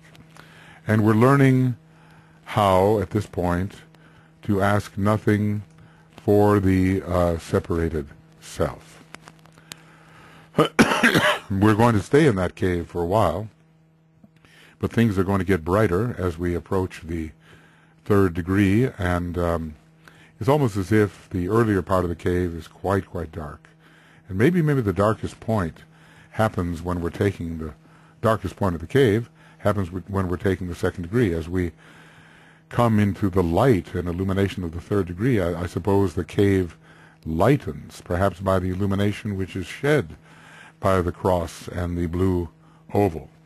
Notice the blue and the rose together in the oval represent the sixth and the second rays.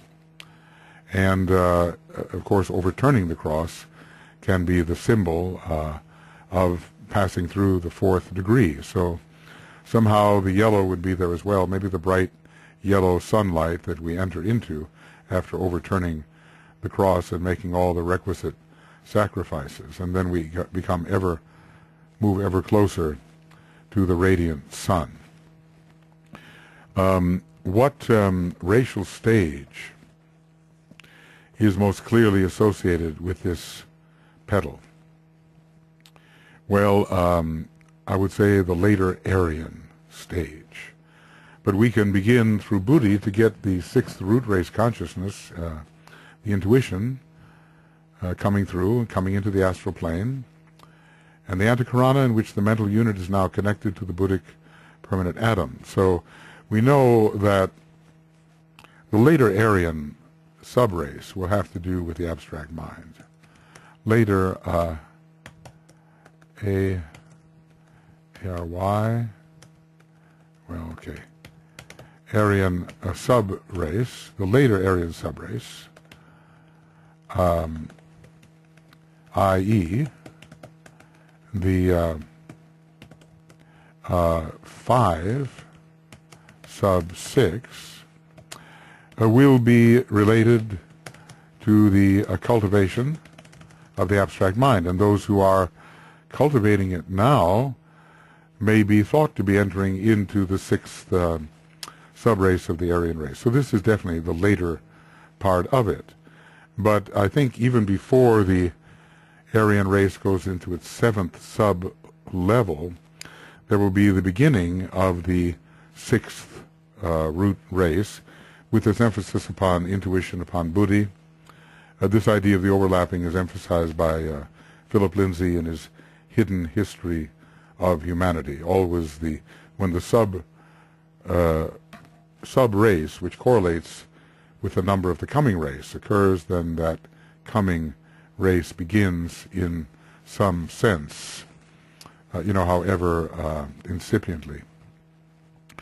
So we can begin through Buddhi then to get something of the sixth root race intuitive consciousness. We're getting the so-called scent, the anticipation of the sixth root race with us. So, and there are other ways of looking at this. I think Philip divides these quite minutely.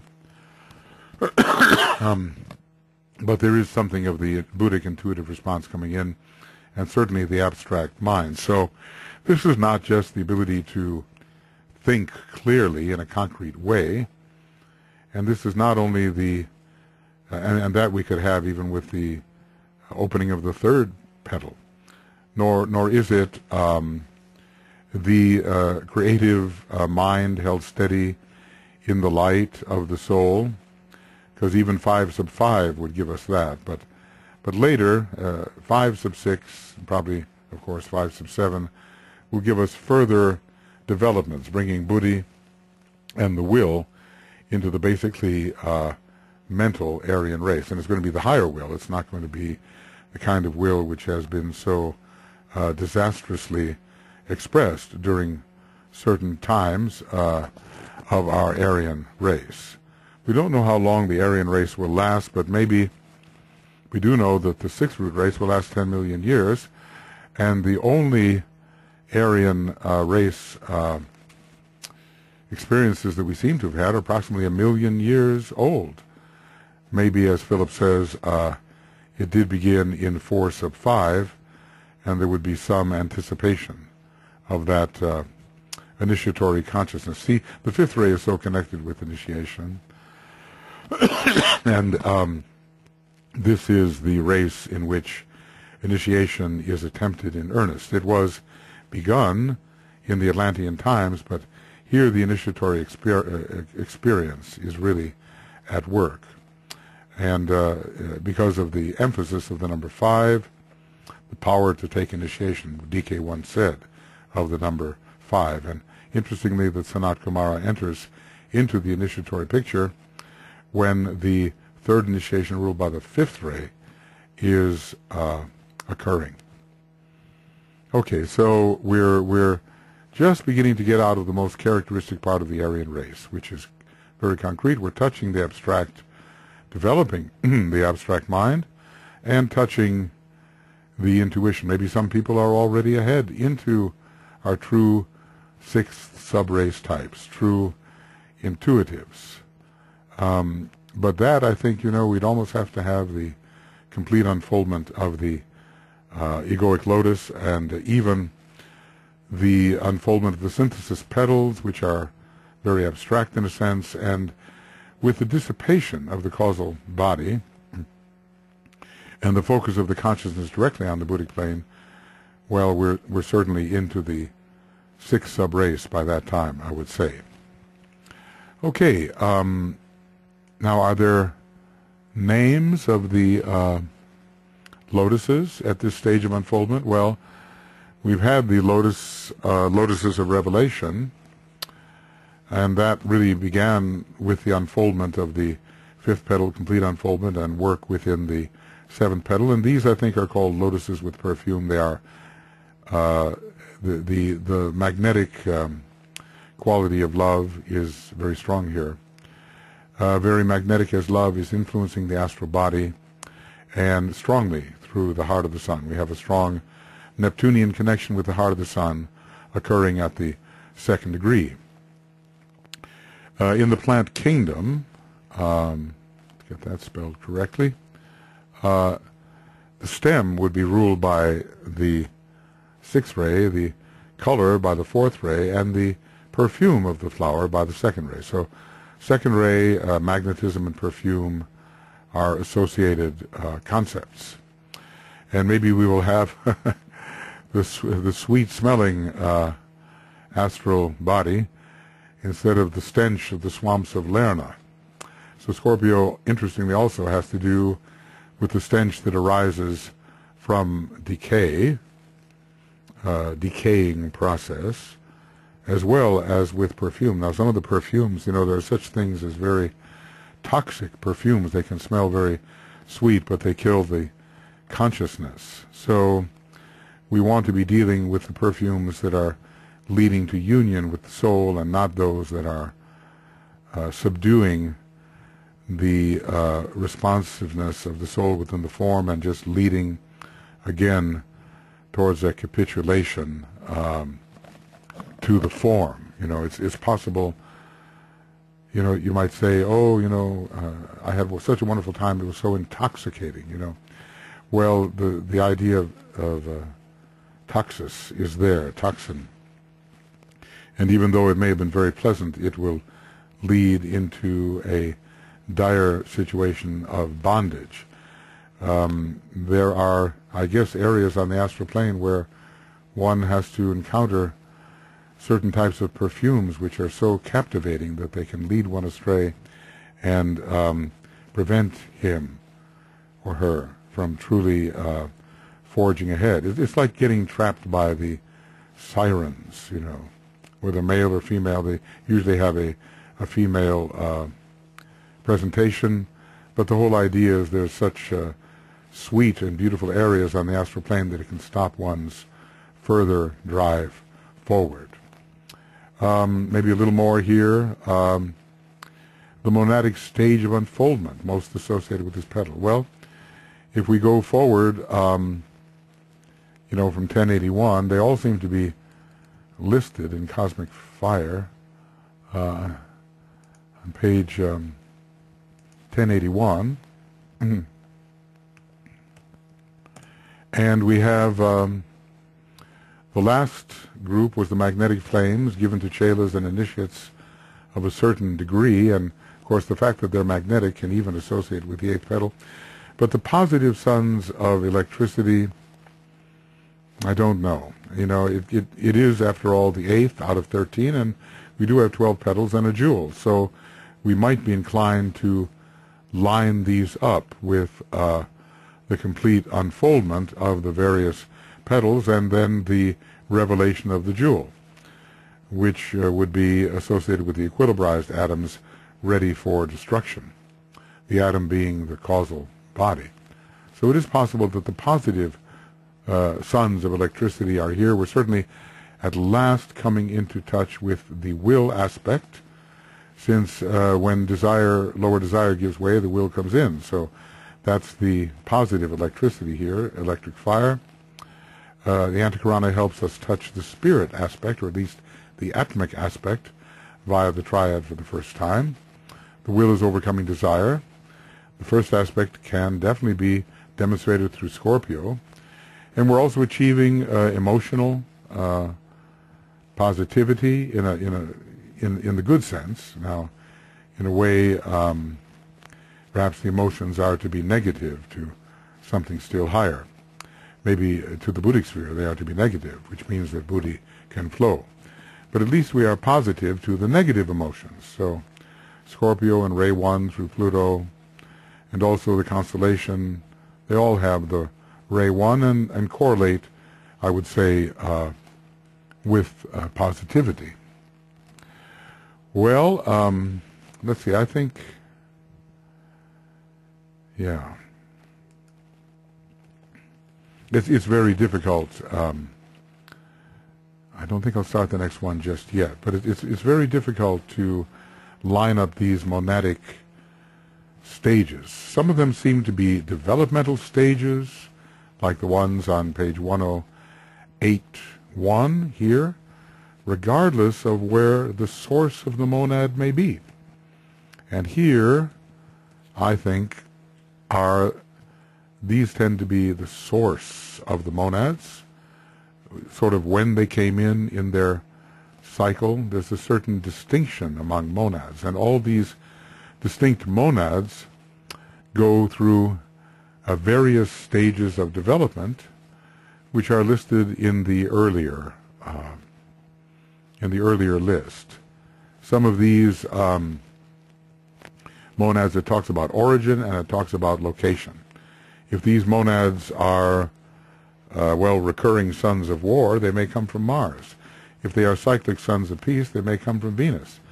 If they're specks within the planetary eye, it certainly gives us a location within the planetary logos where these monads will be found. Whatever center covers the eye, maybe it's the ajna center, and maybe it has to do with Mercury. See, monads probably come from many different origins, and because our planet is not a sacred planet, it does not last throughout the entire Mahamanvantara, and the question is, did it even begin with the entire Mahamanvantara? Did it be, start at the beginning, and then will it be abstracted earlier than the end, or did it start later in the process and still to be abstracted earlier than the end? These kinds of questions we're not in a position to answer, but I think that when we study the secret doctrine and the sort of cosmogenesis, it does seem as if our Earth was right there at the beginning, but perhaps there are more details which would help us understand that for certain.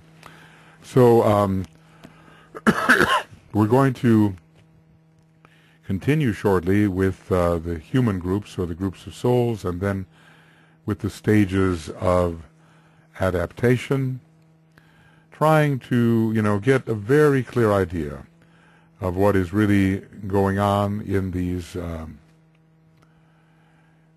the process of each petal. We are moving through a petal, even if we're not exactly by our own powers, which would have to almost be solar angelic powers, building in the faculty. The faculty is taken over by the solar angel and is built into the petals. How it exactly, what form it exactly takes, we do not know, but we know that the petals are repository of quality. Our task is to work at the experiences, mastering the experiences which are correlated with these qualities and values which are built into the petals of the egoic lotus. There's so much of this alchemical science with the solar angels as great alchemists that has yet to be revealed to us. It really is the ABCs, and we may think we're getting quite a detailed and comprehensive view of the details of the ageless wisdom, but really, as DK has told us, we're just dealing with the ABC. So very shortly, I'll be moving on to number 19, the group of souls most associated with this petal. Okay. All right then, we can continue We're at number 19, the group of souls most associated with this petal, and number 8 out of 10, I believe, is the correct answer here. Souls whose intelligence and love nature is beginning to become so awakened and so integrated that they can begin to tread the path of discipleship. They are the practical mystics or the occultists of modern times. I think we see this group involved also in Petal 7 and continuing and increasingly in Petal number 8. The blend of love and mind is coming into expression. The path of discipleship, of course, occurs, well, when does it really occur? Is it the path of accepted discipleship? It's hard to know exactly what he means, but the path of discipleship ordinarily is considered to begin at the first initiation, and certainly we are there by this time, by the time we are working very practically in the 8th petal. The practical mystics or occultists of modern times, these can be considered, if they have taken the 2nd degree, as members of the new group of world servers. If they have taken the 2nd degree. Really, that it's a pretty high standard, this new group of world servers, and we have been told that they are to be on the outlook for those who have taken the 1st or 2nd degree. Well, how could they do that if they themselves have not taken the 2nd degree? I think this is the appropriate human stage. I think so. And let's see, if we were to look here at Esoteric Psychology, Volume 2, and turn to page 207, I think by the time we get into the 8th petal, we're farther along, definitely, than the probationary path as usually considered. They are the mystics, conscious of duality, torn between the pairs of opposites, but who are as yet unable to rest until they are polarized in the soul. That much is good. They are the sensitive, struggling people who long for release from failure and from existence in the world today. But, you know, in petal number 8, the practical mystic is beginning to emerge. Maybe not in the early part of the work there, but later on, certainly. Their mind natures are alive and active, but they cannot yet control them. And increasing mental control is the gift of the 2nd initiation, and that is associated with later work in petal number 8. The higher illumination remains a joyous hope and final possibility. I think we see here that there is a strongly enthusiastic, aspirational nature. Excuse me. This could happen somewhat in the early part of petal 8 after the first initiation is taken, but later on we definitely enter the path of discipleship and become more practical. There's something about this sign Scorpio which has to work things out on the physical plane in a practical manner. And Scorpio is very much connected with the occultist. So I think maybe a little bit of petal number 7, but certainly we're making progress, or rather group number 7, but we're making progress into group number 8 most assuredly. So a few ideas here. Is Scorpio the sign of discipleship? Well, certainly throughout Master DK's work it is said to be so, but if so, why? Because there is mastery and triumph using the mind and the will, and the emotions are no longer in control, so control is achieved. You know, we're pretty much blending the qualities of petal 8, which are keen intelligence and love, with petal number 7, which is the acquisition of knowledge to be shared in service. So I think by the time we get into the later work of petal number 8, certainly this human group number 8 is also the appropriate one. Discipleship can really begin in the process of Virgo, certainly probationary discipleship, and Scorpio gives the degree of mastery and triumph over the things which are still being struggled with in Virgo and even in Libra. Sagittarius then becomes the one pointed, undeflectable disciple, and, you know, to a certain extent has a connection with these different fire petals. We can put Sagittarius at the petal number 7. We can put it at petal number 9. And in terms of creating the one-pointed disciple, it may have some influence in petal number 8. All the fire signs can be involved in all of them, I think, in a rotating manner.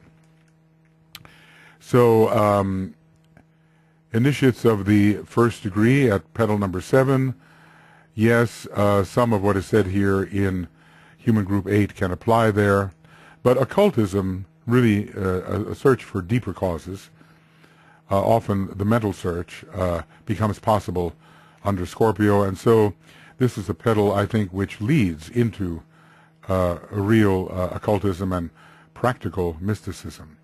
What about petal 9? Well, we're not quite there, I think. Let's just say if we can study identification and it makes some sense to us, if the will is coming in and we understand it somewhat, if Sanat Kumara and Shambhala can be at least, well, somewhat understood, and it's more understanding than real approach. There is some degree of approach to the will, which is approach to Shambhala. Then some of human group number 9 makes sense. We are merging, you know. But we're not yet, I don't think, at human group number 9, which makes us initiate into the mysteries of the kingdom of God. Yes, they know there is no soul, no such thing as my soul and thy soul, and it's beyond the mental proposition. So these are really third degree initiates, and before that, with petal number 7 and petal number 8, it makes more sense to blend human group 7 and 8, and increasing the 8 as we move more and more into petal number 8. Okay, so we certainly have a few battles to go through before we reach human group number 9, but even before human group number 9, there's a very great battle. We're told it's probably between Vulcan and Mars. A hidden planet is involved, and it's veiled by the moon. It's probably Vulcan. And Mars is there representing the entire personality, and then the man is released from personality identification.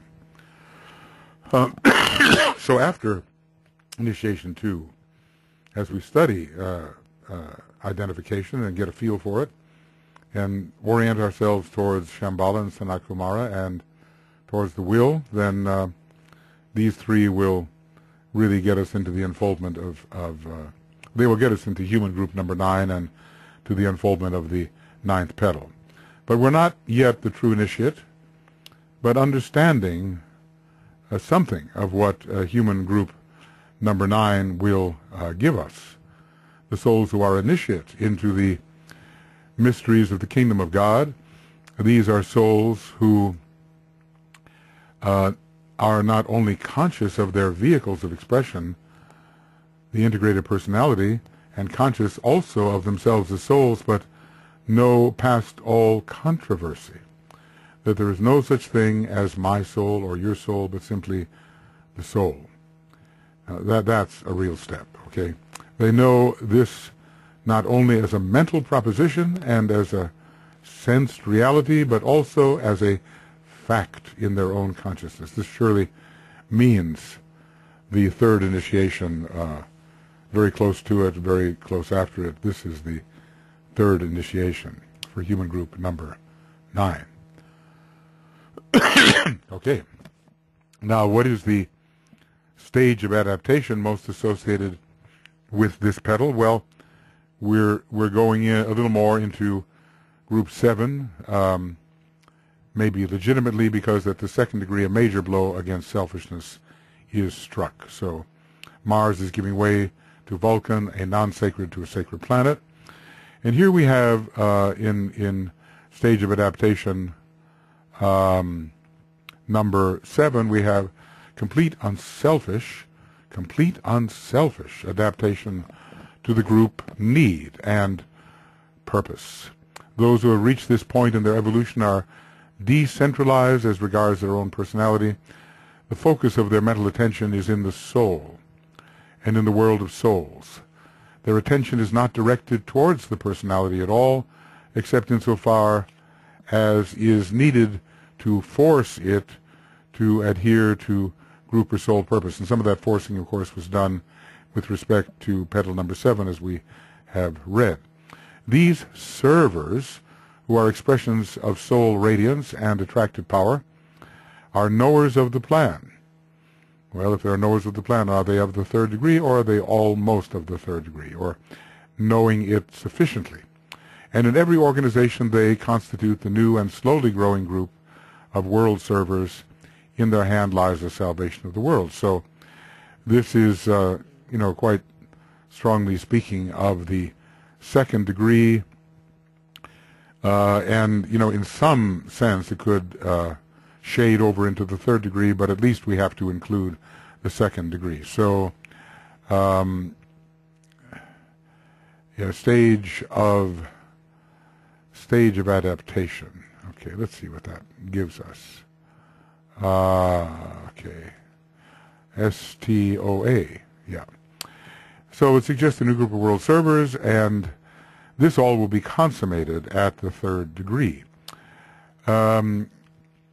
Is being a human being a low thing?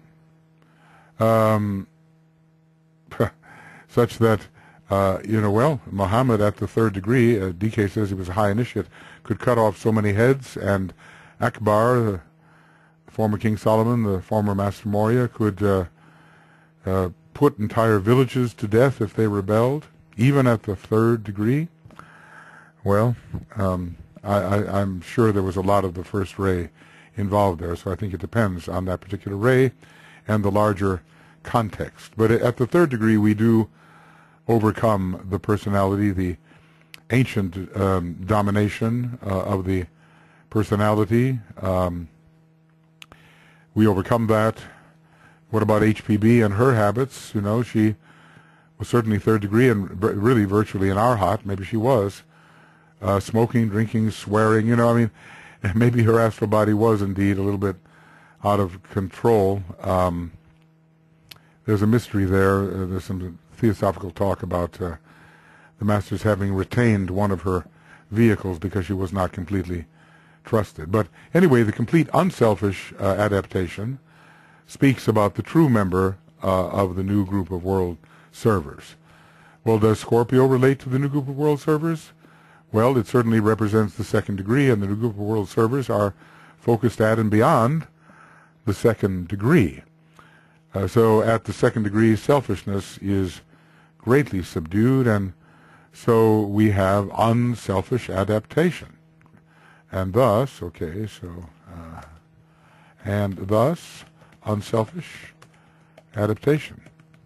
So they are decentralized, and they stand back in abstraction. Their major attention is not to the lower self, and they are increasingly focused within the soul. The causal consciousness is their objective. They force the personality to obey, and Scorpio is certainly good at that. They have soul radiance. They have attractive power. They are the lotuses with perfume. They have the great magnetism. So the new group of world servers is here, and there are higher members of the new group of world servers, even up to the 4th degree. They have some degree of intuitive knowing of the plan, some things which must be done, some aspect of the plan. Maybe Mercury helps them with that. They don't necessarily know every aspect of the plan, but they are in a position to know something of the plan in a more direct manner, rather than a manner that is always second-hand. They're somewhat in touch with their egoic group. They have the discrimination to know when they know and when they don't know. And Mars, as an indicator of selfishness, is being subdued, even though as a heroic planet in this particular this particular petal, it can have its definite uses as one fights the good fight. As Master DK said, see that you battle. So even at the second degree, selfishness is not completely overcome, but a major blow is struck against it. Well, the three signs where selfishness can express very strongly are Leo, Scorpio, and Capricorn, and they, interestingly, are prime signs of the first three initiations in that order. So at each initiation we overcome a certain aspect of our selfishness, and I would say that selfishness disappears really when the personality disappears and simply becomes at a certain point a Maya Virupa, which is simply an instrument of expression for the higher type of identity we have achieved. Excuse me. Okay. Well, is there a chakra most implicated in relation to this petal? I would say, well, I've said here the solar plexus, throat, and ajna, but I would like to include also the heart. Solar plexus, one must become the victor over the astral body and raise the solar plexus energies to the heart, in a way raise Mars to Jupiter and to Venus. So to take this second degree, we cannot sacrifice anyone else to our idealism. I mentioned that fact earlier, especially the idealism which correlates with spiritual ambition. And when you're dealing with the emotional heads, the love of power, even in a spiritual sense, could be called spiritual ambition. So, many people very deeply identified with their ahamkara want to become initiated quickly, not realizing that they have to change their identity to do so. So they simply can't drive their personality forward in the hope that it will be initiated. It's really, initiation is a state of increasing soul consciousness. It's not about the personality per se. At this petal, Scorpio and Leo are found. Leo will be found in the fire signs and ruling the central petal, and Scorpio when we number the petals with Aries at the first petal and continue in a sequential manner. What about the throat center? Well, if we are to achieve a mental illumination and spiritual intelligence, then the throat center must definitely be involved, and Mercury is a strong planet connecting with the throat center. It's important in Taurus, which rules the throat center, and it has everything to do with speech in Gemini. So, and it's very powerful in Scorpio.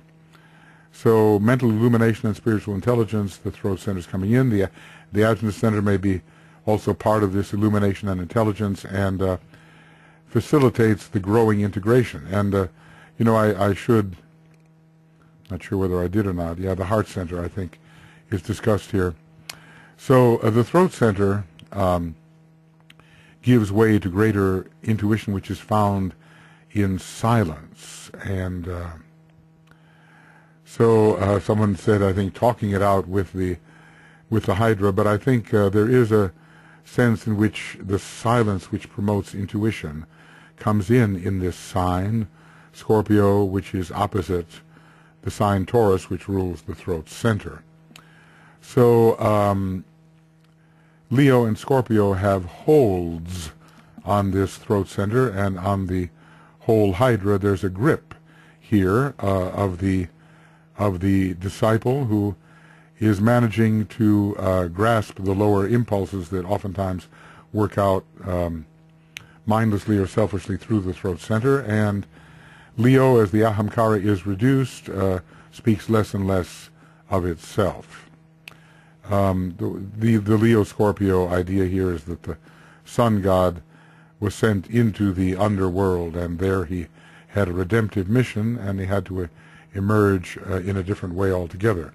What about the heart? Well, you know, certainly the solar plexus to the heart is a major type of movement which occurs in the second initiation that this petal concerns. So intuition is required. We already talked about the way buddhi has to come in here at this 8th petal. So the heart center is growing in anticipation of it being the major center at the 4th initiation.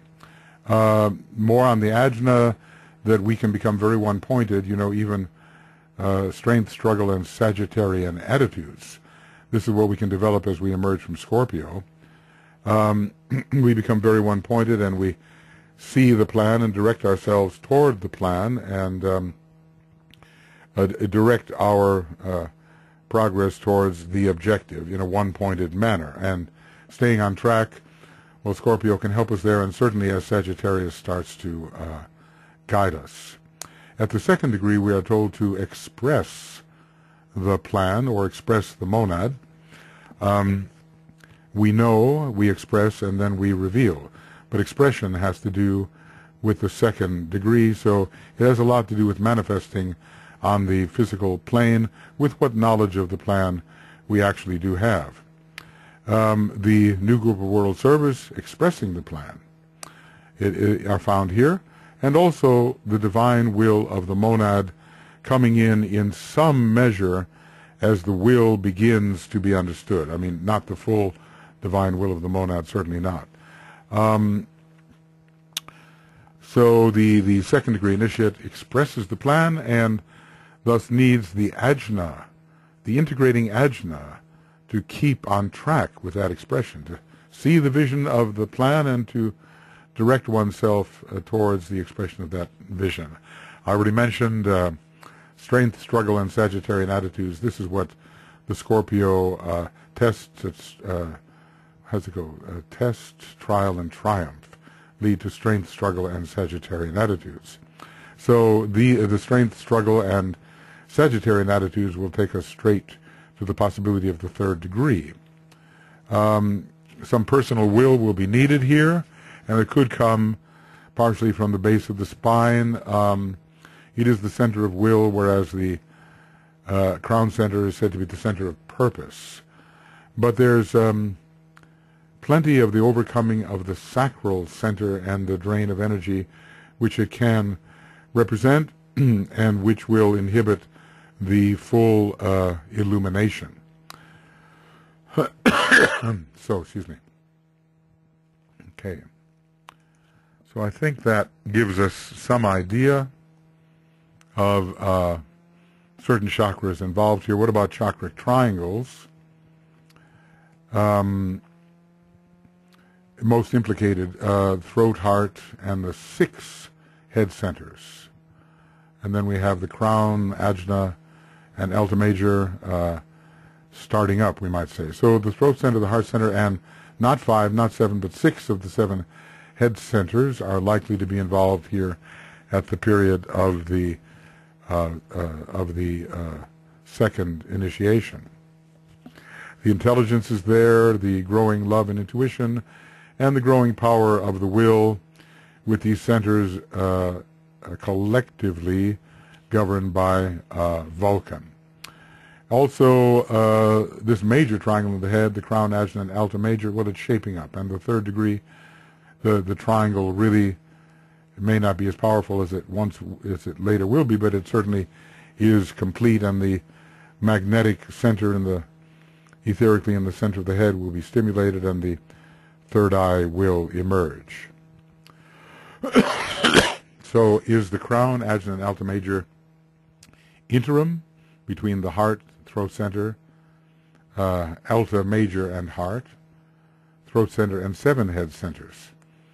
Well, wait a second. I think there's something here is a little bit off, and I'm questioning myself. But anyway, there is on page 170 of a treatise on cosmic fire,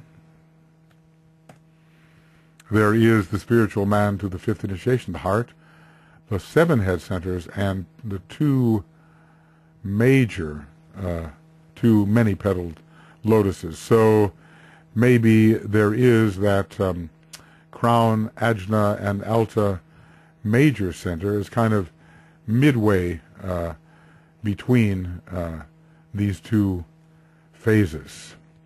Anyway, by the time we reach the third initiation, we have all 7 head centers operating. And then the two many-petaled lotuses is just like chart number 6 in a treatise on cosmic fire, where we have a Saturn scheme with counting itself 7 planetary schemes, and then a Neptune and a Uranus scheme, so 2 above.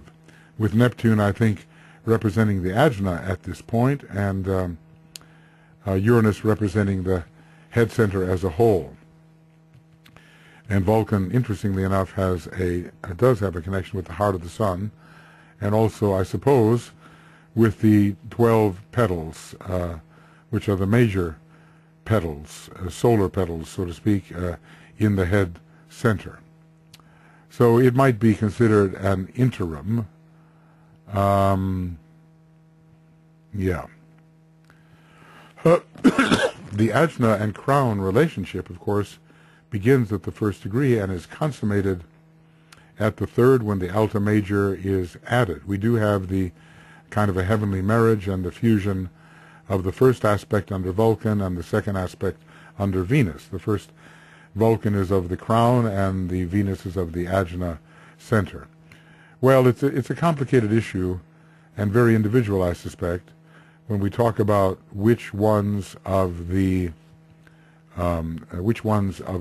various triangles are activated, majorly activated in any one individual. When the master looks at us etherically, he can determine and see the triangle of greatest activation. But for us, this is somewhat of a guessing game, and we can maybe kind of look at our life, study our life, and understand to a degree which is likely to be the major triangle, which is not to say that other triangles are not also active. So are there other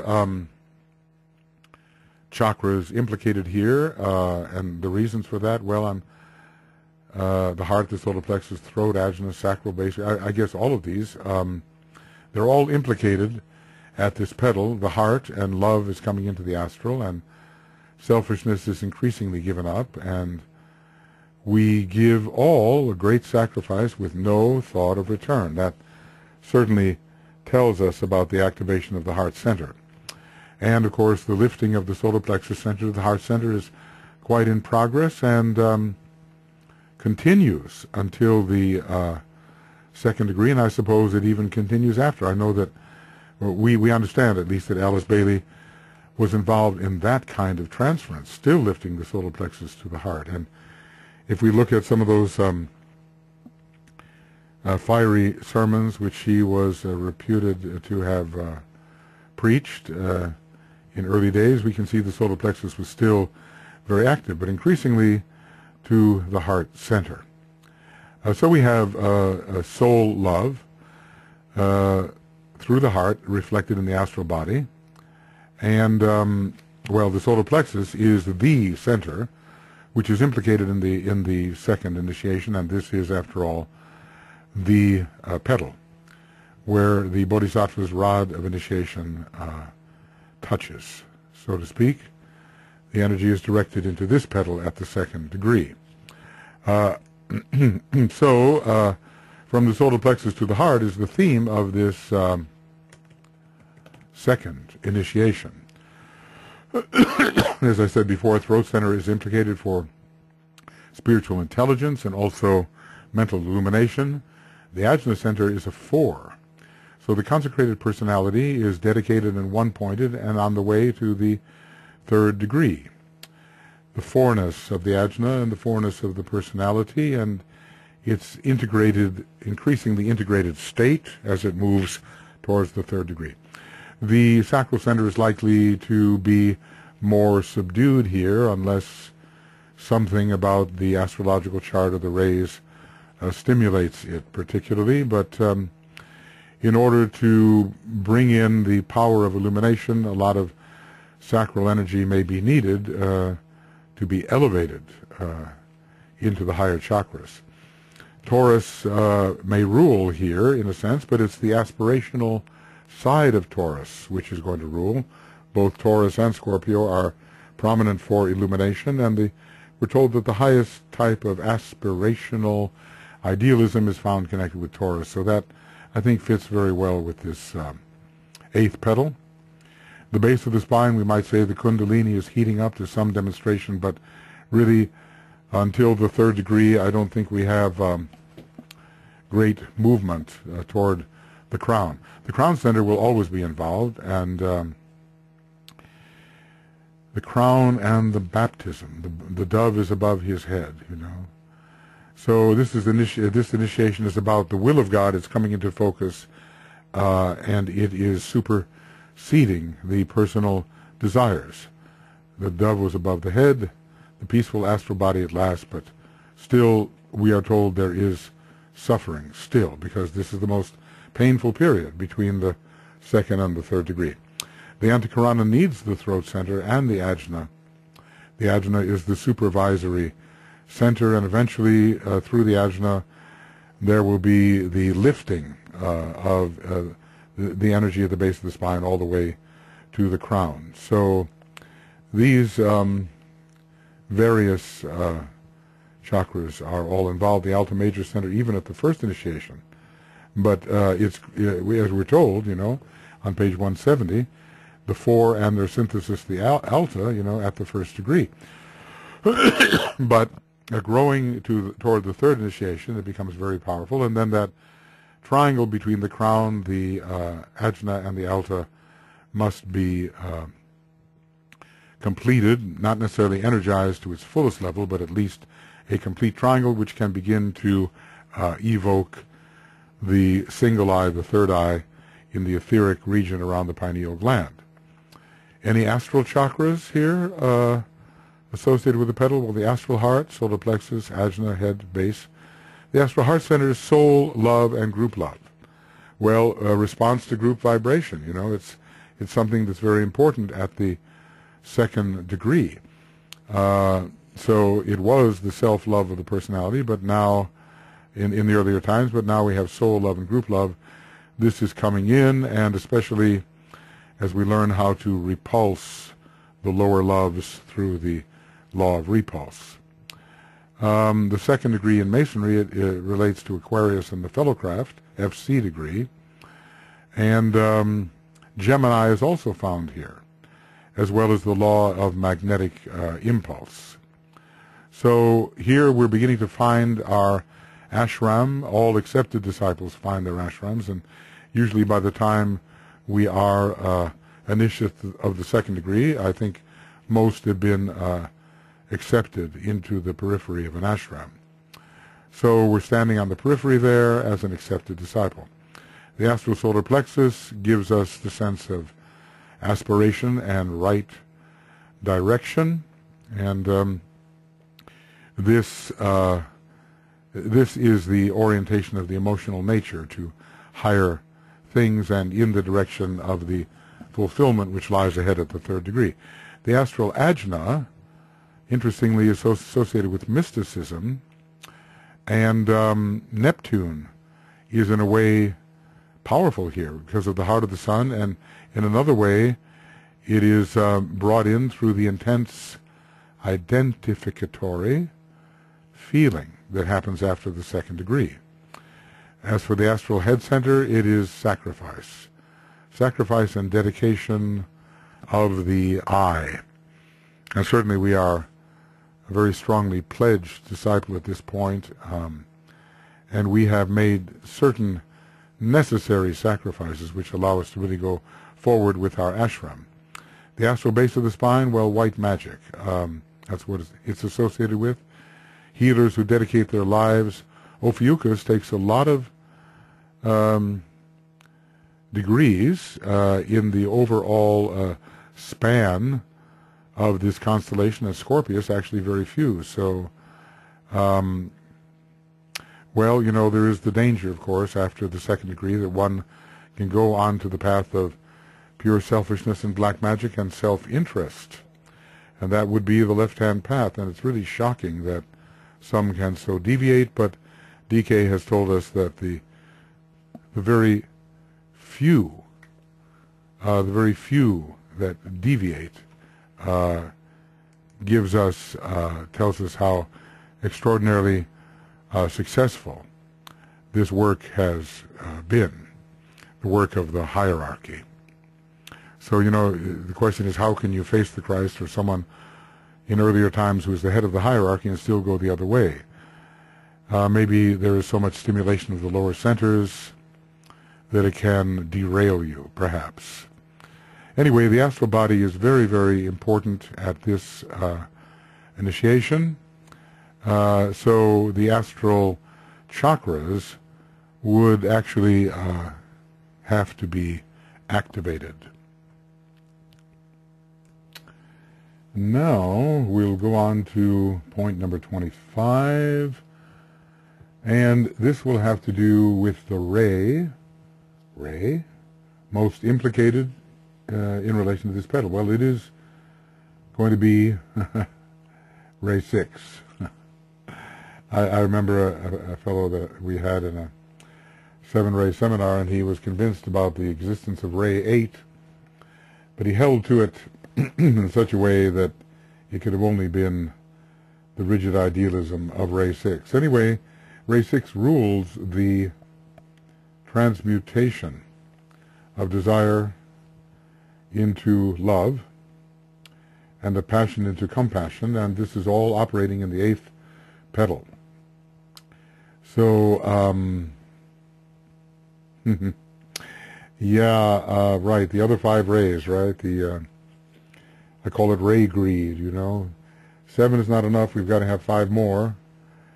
We always have to do one thing more than the teaching gives, and by our elaborations we gain some degree of distinction. So, as you see, the 8th ray, I don't know, does it go this way? Purification, joy, the light body. Whoop, I've got purification twice, golden. Anyway, maybe there was another one. But names are given for these additional rays, 8, 9, 10, 11, 12, which certainly can be easily explained under the normal rays. This is all about the so-called ascended master's teaching, which DK said had basically brought the teaching about the masters down to the level of cheap comedy, as he discusses it. So we're not all mature in our approach to these matters, and if we find something marvelously fanciful and intriguing, we want to believe it, whether or not it fits under the law of correspondences. So we don't really understand cosmic numerology, and we're willing to make all kinds of inventions about it just to satisfy our desire for novelty. And I think, put that down. It's hard to know when one should stop. It's best, I think, to assimilate a very good, a very solid teaching without deviating into invention just because it seems to give the inventor some noticeability or distinction. I don't know how this came in, but Bertrand Russell said something like a very big book is a very great evil, or a very big evil, something of that kind. So sometimes we have to stick with simplicity and see if we can understand the simple presentation before we get off into endless elaboration, which we do for the sake of being noticed and for the sake of novelty. So DK says, I'm just using an outline form, and I've decided upon brevity. Well, imagine that. Here his voluminous writings are what he calls a brief presentation. So we have to respect the simplicity with which he intends or did intend to write and learn the fundamentals, the ABCs. Are there other rays involved here? Well, I've listed them all, really. Ray 1 in connection with Scorpio, of course. The death of the desire body. Pluto is involved here. The death of the desire body through will, or the death of errant personal desire through will. And there's this discussion about how desire disappears into the smoke of Hades. I wonder if I can find that. It's in Esoteric Astrology. Pluto. Pluto and smoke. All right, so Pluto, this latter planet, becomes active in the life of the man who is becoming alive in the higher sense. His lower nature passes into the smoke and darkness of Pluto. Well, I guess I added Hades in there because Pluto is the ruler of Hades, who governs the lesser burning ground in order that man may live in truth in the higher land of light. So this is, it's connected with the solar plexus, and Hades was connected with certain aspects of the astral plane, which the solar plexus rules. Anyway, Ray 1. Ray 2, the astral body is reflecting the love nature of the soul. Ray 3 here, well, we're getting rid of attachment to the 18 lower subplanes.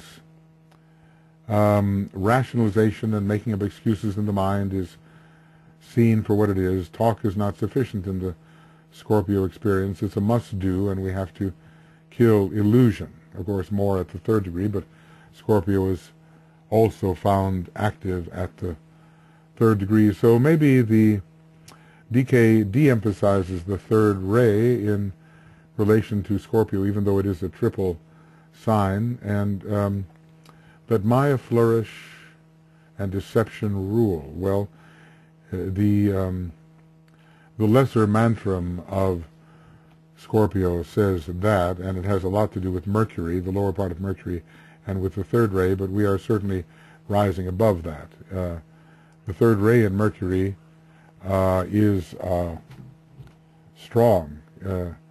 Mercury is strong in Scorpio, so the 3rd ray comes in that way. And Scorpio can be the sign of deception, but we're trying to overcome those things. Pluto has a lot of 3rd ray as well, interestingly enough. So Scorpio, Pluto, Ray 3 is revealed to Pluto, and thus through Pluto, and thus Scorpio is the deception which rules at a lower level, of course. But Maya flourish and deception rule, but you should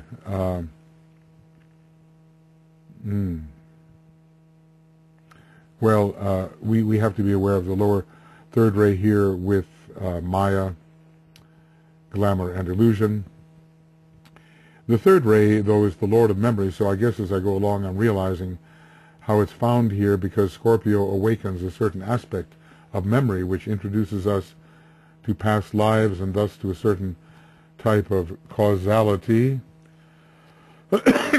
and reveals to us what must be transformed. We're really trying to move into the 2nd aspect, but the 3rd aspect is revealed for the veiling power that it has.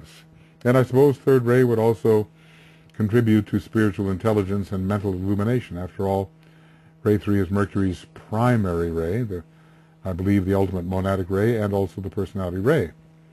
So with spiritual intelligence and mental illumination, Ray 3 must, after all, come in to some extent, be involved in some extent, to some extent, even though when he discusses Scorpio per se, he does de-emphasize the 3rd ray. When it comes to Ray 4, well, of course, struggle, sacrifice, choice, pain, detachment, rending, tearing, wrenching. Who will save me from the body of this death, said St. Paul. O wretched man that I am, who will save me from the body of this death? So it's a very difficult initiation to take, the second, and ray 4 is, which is the major ray of Scorpio, is contributing to this difficulty. So, and follow. It's very painful to take the second degree, but even more painful between the second and third, as we have just recently read. So, no question about the involvement of the fourth ray in the petal process. Ray 5, well, we are deglamorizing, aren't we? Mercury is bringing in clear sight. There's the control of the astral body and the achievement of illumination via Scorpio. So we have to have Venus in Ray 5 here as well. The Venus, the soul infused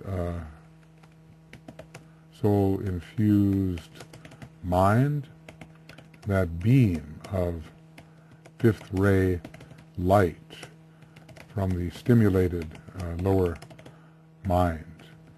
So we're able to see things as they are. We're able to see through glamour here and penetrate illusion, maybe more using Mercury, the intuition. But we see through glamour here via Venus.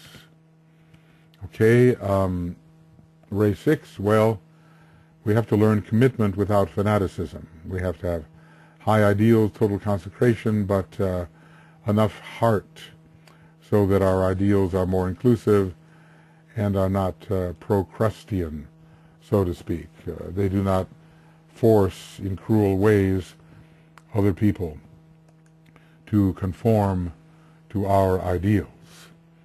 Ray 6, commitment, the students of Master Jesus are said to tread the way of fanaticism, maybe divine fanaticism, actually. And but that's on a higher turn of the spiral. DK tells us how very destructive the sixth ray can be when compared to the first ray.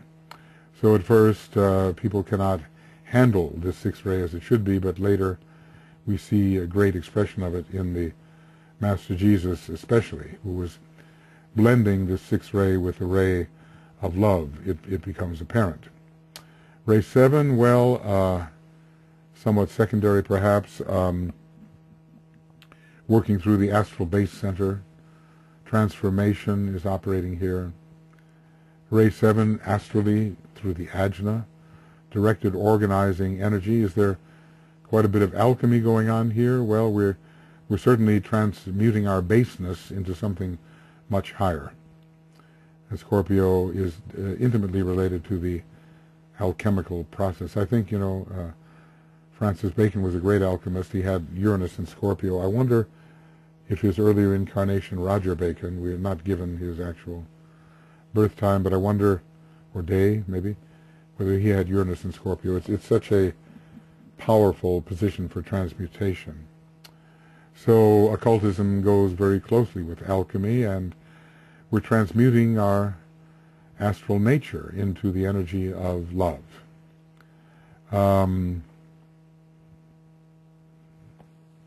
The intuition is coming in, yes. And alchemicalization is very important here.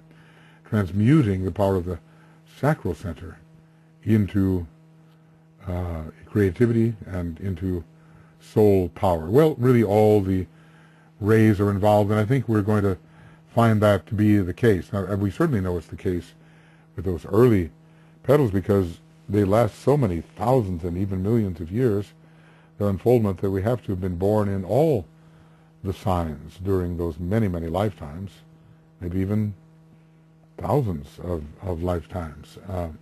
And we've had some experience under every sign rising.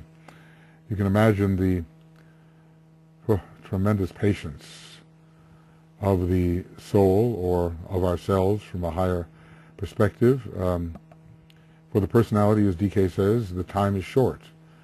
The sense of personality time is very constrained, but the sense of soul time is greatly enlarged, and that is what we have to learn to achieve, that dilation of the sense of time. It will give us the kind of patience that will allow us to live in the eternal and to achieve a higher form of peace. Maybe peace can only, maybe living in the eternal is a totally shambolic perception, because peace is only found truly in Shambhala.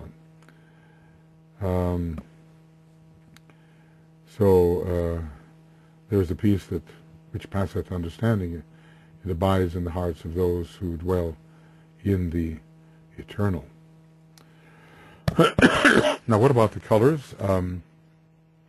I think, maybe this will be a 3-hour program. I've already managed to not press the button on my backup, but hopefully this will work out okay. Number 27, the colors of the petals and their meaning. Well, yellow, suffering, sacrifice, buddhi, coming, and we might even say harmonizing the personality and the soul, even as the personality is overcome. The personality ray becomes a sub-ray of the soul ray here, increasing the decay. So with Scorpio, there's more ray 4 coming in than any other sign, and yellow is the harmony that follows struggle. So maybe, well, I can imagine there's a great deal of harmony that occurs after the struggle in the desert with the world, the flesh, and the devil. Leading up to that, I would imagine there would be a great deal of disharmony. One is really put to the scorpionic test. I can certainly see the power of Scorpio in dealing with those temptations. And yellow is also the color of cheer from a certain perspective, and it's the color of the major second in music. Do, mi, sol, mi, do. So there is, as we overcome the negativities, a great feeling of joy in the personality, and that relates to the major third of the personality, not the minor third. That's still the sad personality. Do, mi, sol, mi, do. That's the sad one. Nothing sadder than the voice I have left to sing them. All right. Orange is the sharpening of the mind to bring illumination, and helps with the 5th ray control of the astral body. Violet, ray 7, and also Scorpio and Uranus, where Uranus is exalted in Scorpio. Transformation of the ether, so it's alchemy. Violet and the magic of transformation. The cosmic ethers are also via Mercury in the Antikarana, starting to come into the lower ethers. Eventually we're involved in etheric substitution. It's not complete yet at this point. Buddhi is the beginning of the cosmic ethers, and from one perspective, Buddhi is, in a solar perspective, has violet as its color. So we're involved in a magical, transmutative, and transformational process here, and that violet is interestingly a substitution for rose. Rose, we would have a double rose if we simply added yellow and repeated what we had in petal 5, but we don't. We introduce violet instead, and that tells us something about the beginning of the white magical process. So violet is here for ray 7, direction and organization. What is transformation? Well, pattern, shape, form. We are changing pattern, shape, form. The lunar lords are being transformed into their solar obedience, we might say, and they're being elevated so they can go forward on the evolutionary path. Ray 2 and ray 7 involved with healing here. So we're transforming the 7th plane through love, because it all has to work out on the 7th plane with Scorpio. And really something must manifest at this 2nd degree. And beauty under the 4th ray and also the 7th is needed as the transformer to render to us the ideal pattern. And the ritualistic aspect comes in here as part of the beauty of transformation. So if transformation is qualitative, the vices are becoming virtues, and the capacity of the astral plane to be still and reflect the higher patterns. So the higher patterns can come through, the Buddhic patterns of pure reason. And we have, the result will be fragrance rather than disturbance. Right human relations will come into the picture, right positioning and right geometry. So the fourth plane is related to the fourth ray and is linked with the seventh, and yellow and violet are, I think, complements. So, well, there's some other thoughts here, very definitely. And destruction demands reorganization, and thus violet and the seventh ray. Violet is the color of Buddhi for the solar logoic perspective. The etheric body must carry more love, thus more reorganization of the etheric body, and the etheric body will carry certain perfume, and there are astral perfumes as well. We're thinking of the color of violets and their perfume. Uranus is exalted in Scorpio. It's the seventh ray, powerful in Scorpio for that reason. We're in relation to Scorpio, and we're now entering the stream. It's a great transformation, and we're definitely distinguishing ourselves from the achievements of the first degree. We're entering more deeply into occultism and the hierarchical structures. So entering more deeply into the ashram, still peripheral to a degree. And the new group of world servers and the new age is coming into shape. So since our astral body here in this eighth petal is becoming somewhat subdued, we can become an occult white magician, at least in a preliminary sense, though not really until the third degree. But we can be more and more trusted because the astral body will not force us to deviate. Our personality is out of the way because our astral body has died to its own waywardness, and now we can, without astral deflection, bring in the handling of the powers of the soul. White magician in training, not the real white magician, but in training, Scorpio and Ray 7, right? So it's a more scientific approach to spirituality, and the real application to the physical plane of occult energies, because the astral body is subdued and we are decentralized and it's not blocking. So there's a lot of work being done here with the etheric body and transforming its structure. Transmutation is occurring, and also transformation of the astral body. And more contact, I think, with the devas via this particular use of violet color.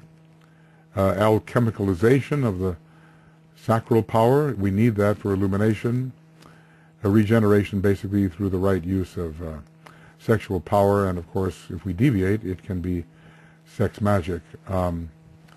Anyway, we're dealing with complements. Complements, Buddhic plane is both yellow and violet is a higher color in this case. It transforms astral magic into white magic, and the battle is on here, I suppose, at this petal between white and black magicians, those who will deviate after relatively high achievement. Anyway, all is to be blended on the fourth plane, which is correlated with this petal through the fourth ray. So, all right, the transformation is going on. I think I'm repeating myself there. Ray 7 is there in terms of the etheric substitution, and I have discussed, whereas Ray 3 maybe it doesn't look like it's so involved, it actually is. Rose color is here because we're elevating the solar plexus to the heart. We're having love in the solar plexus center, so it's a transformation of desire when the color rose gets involved. The blue, well, Master KH has his rose and blue devas with whom he works, so the purification of the astral body and rendering it idealistic and loving at the same time, not just idealistic and brutal. So the second ray must affect the astral body, and the combination of rose and blue will help us with that. Blue will relate the solar plexus center to the heart center. Blue is the way that the six can go as it moves onto the second ray. Okay, friends, I think we are at that point. So this is the end of Egoic Lotus, the webinar commentary, program 53, and it's part 1 of synthesis for Petal 8, and it's just about excuse me, I'm so sorry, 3 hours. And when we go on here, we'll have the beginning of Egoic Lotus webinar commentary, program 54, which will be part, well, how about that? Okay, maybe it doesn't want to go. Okay. Part 2 of synthesis for Petal 8, and we don't know how long will last, but we're going to be dealing with colors here, and we've dealt with all the 5 colors which come in this particular petal and what they can mean. Obviously, the colors mean something different at each petal because the stage of evolution is definitely different. Okay, friends, we are at that point, and we will see you a little later. Going on to program number 54, hopefully with a waning cough, so I will disturb things less, but one must simply move forward and go on. So we'll see you then. Bye-bye.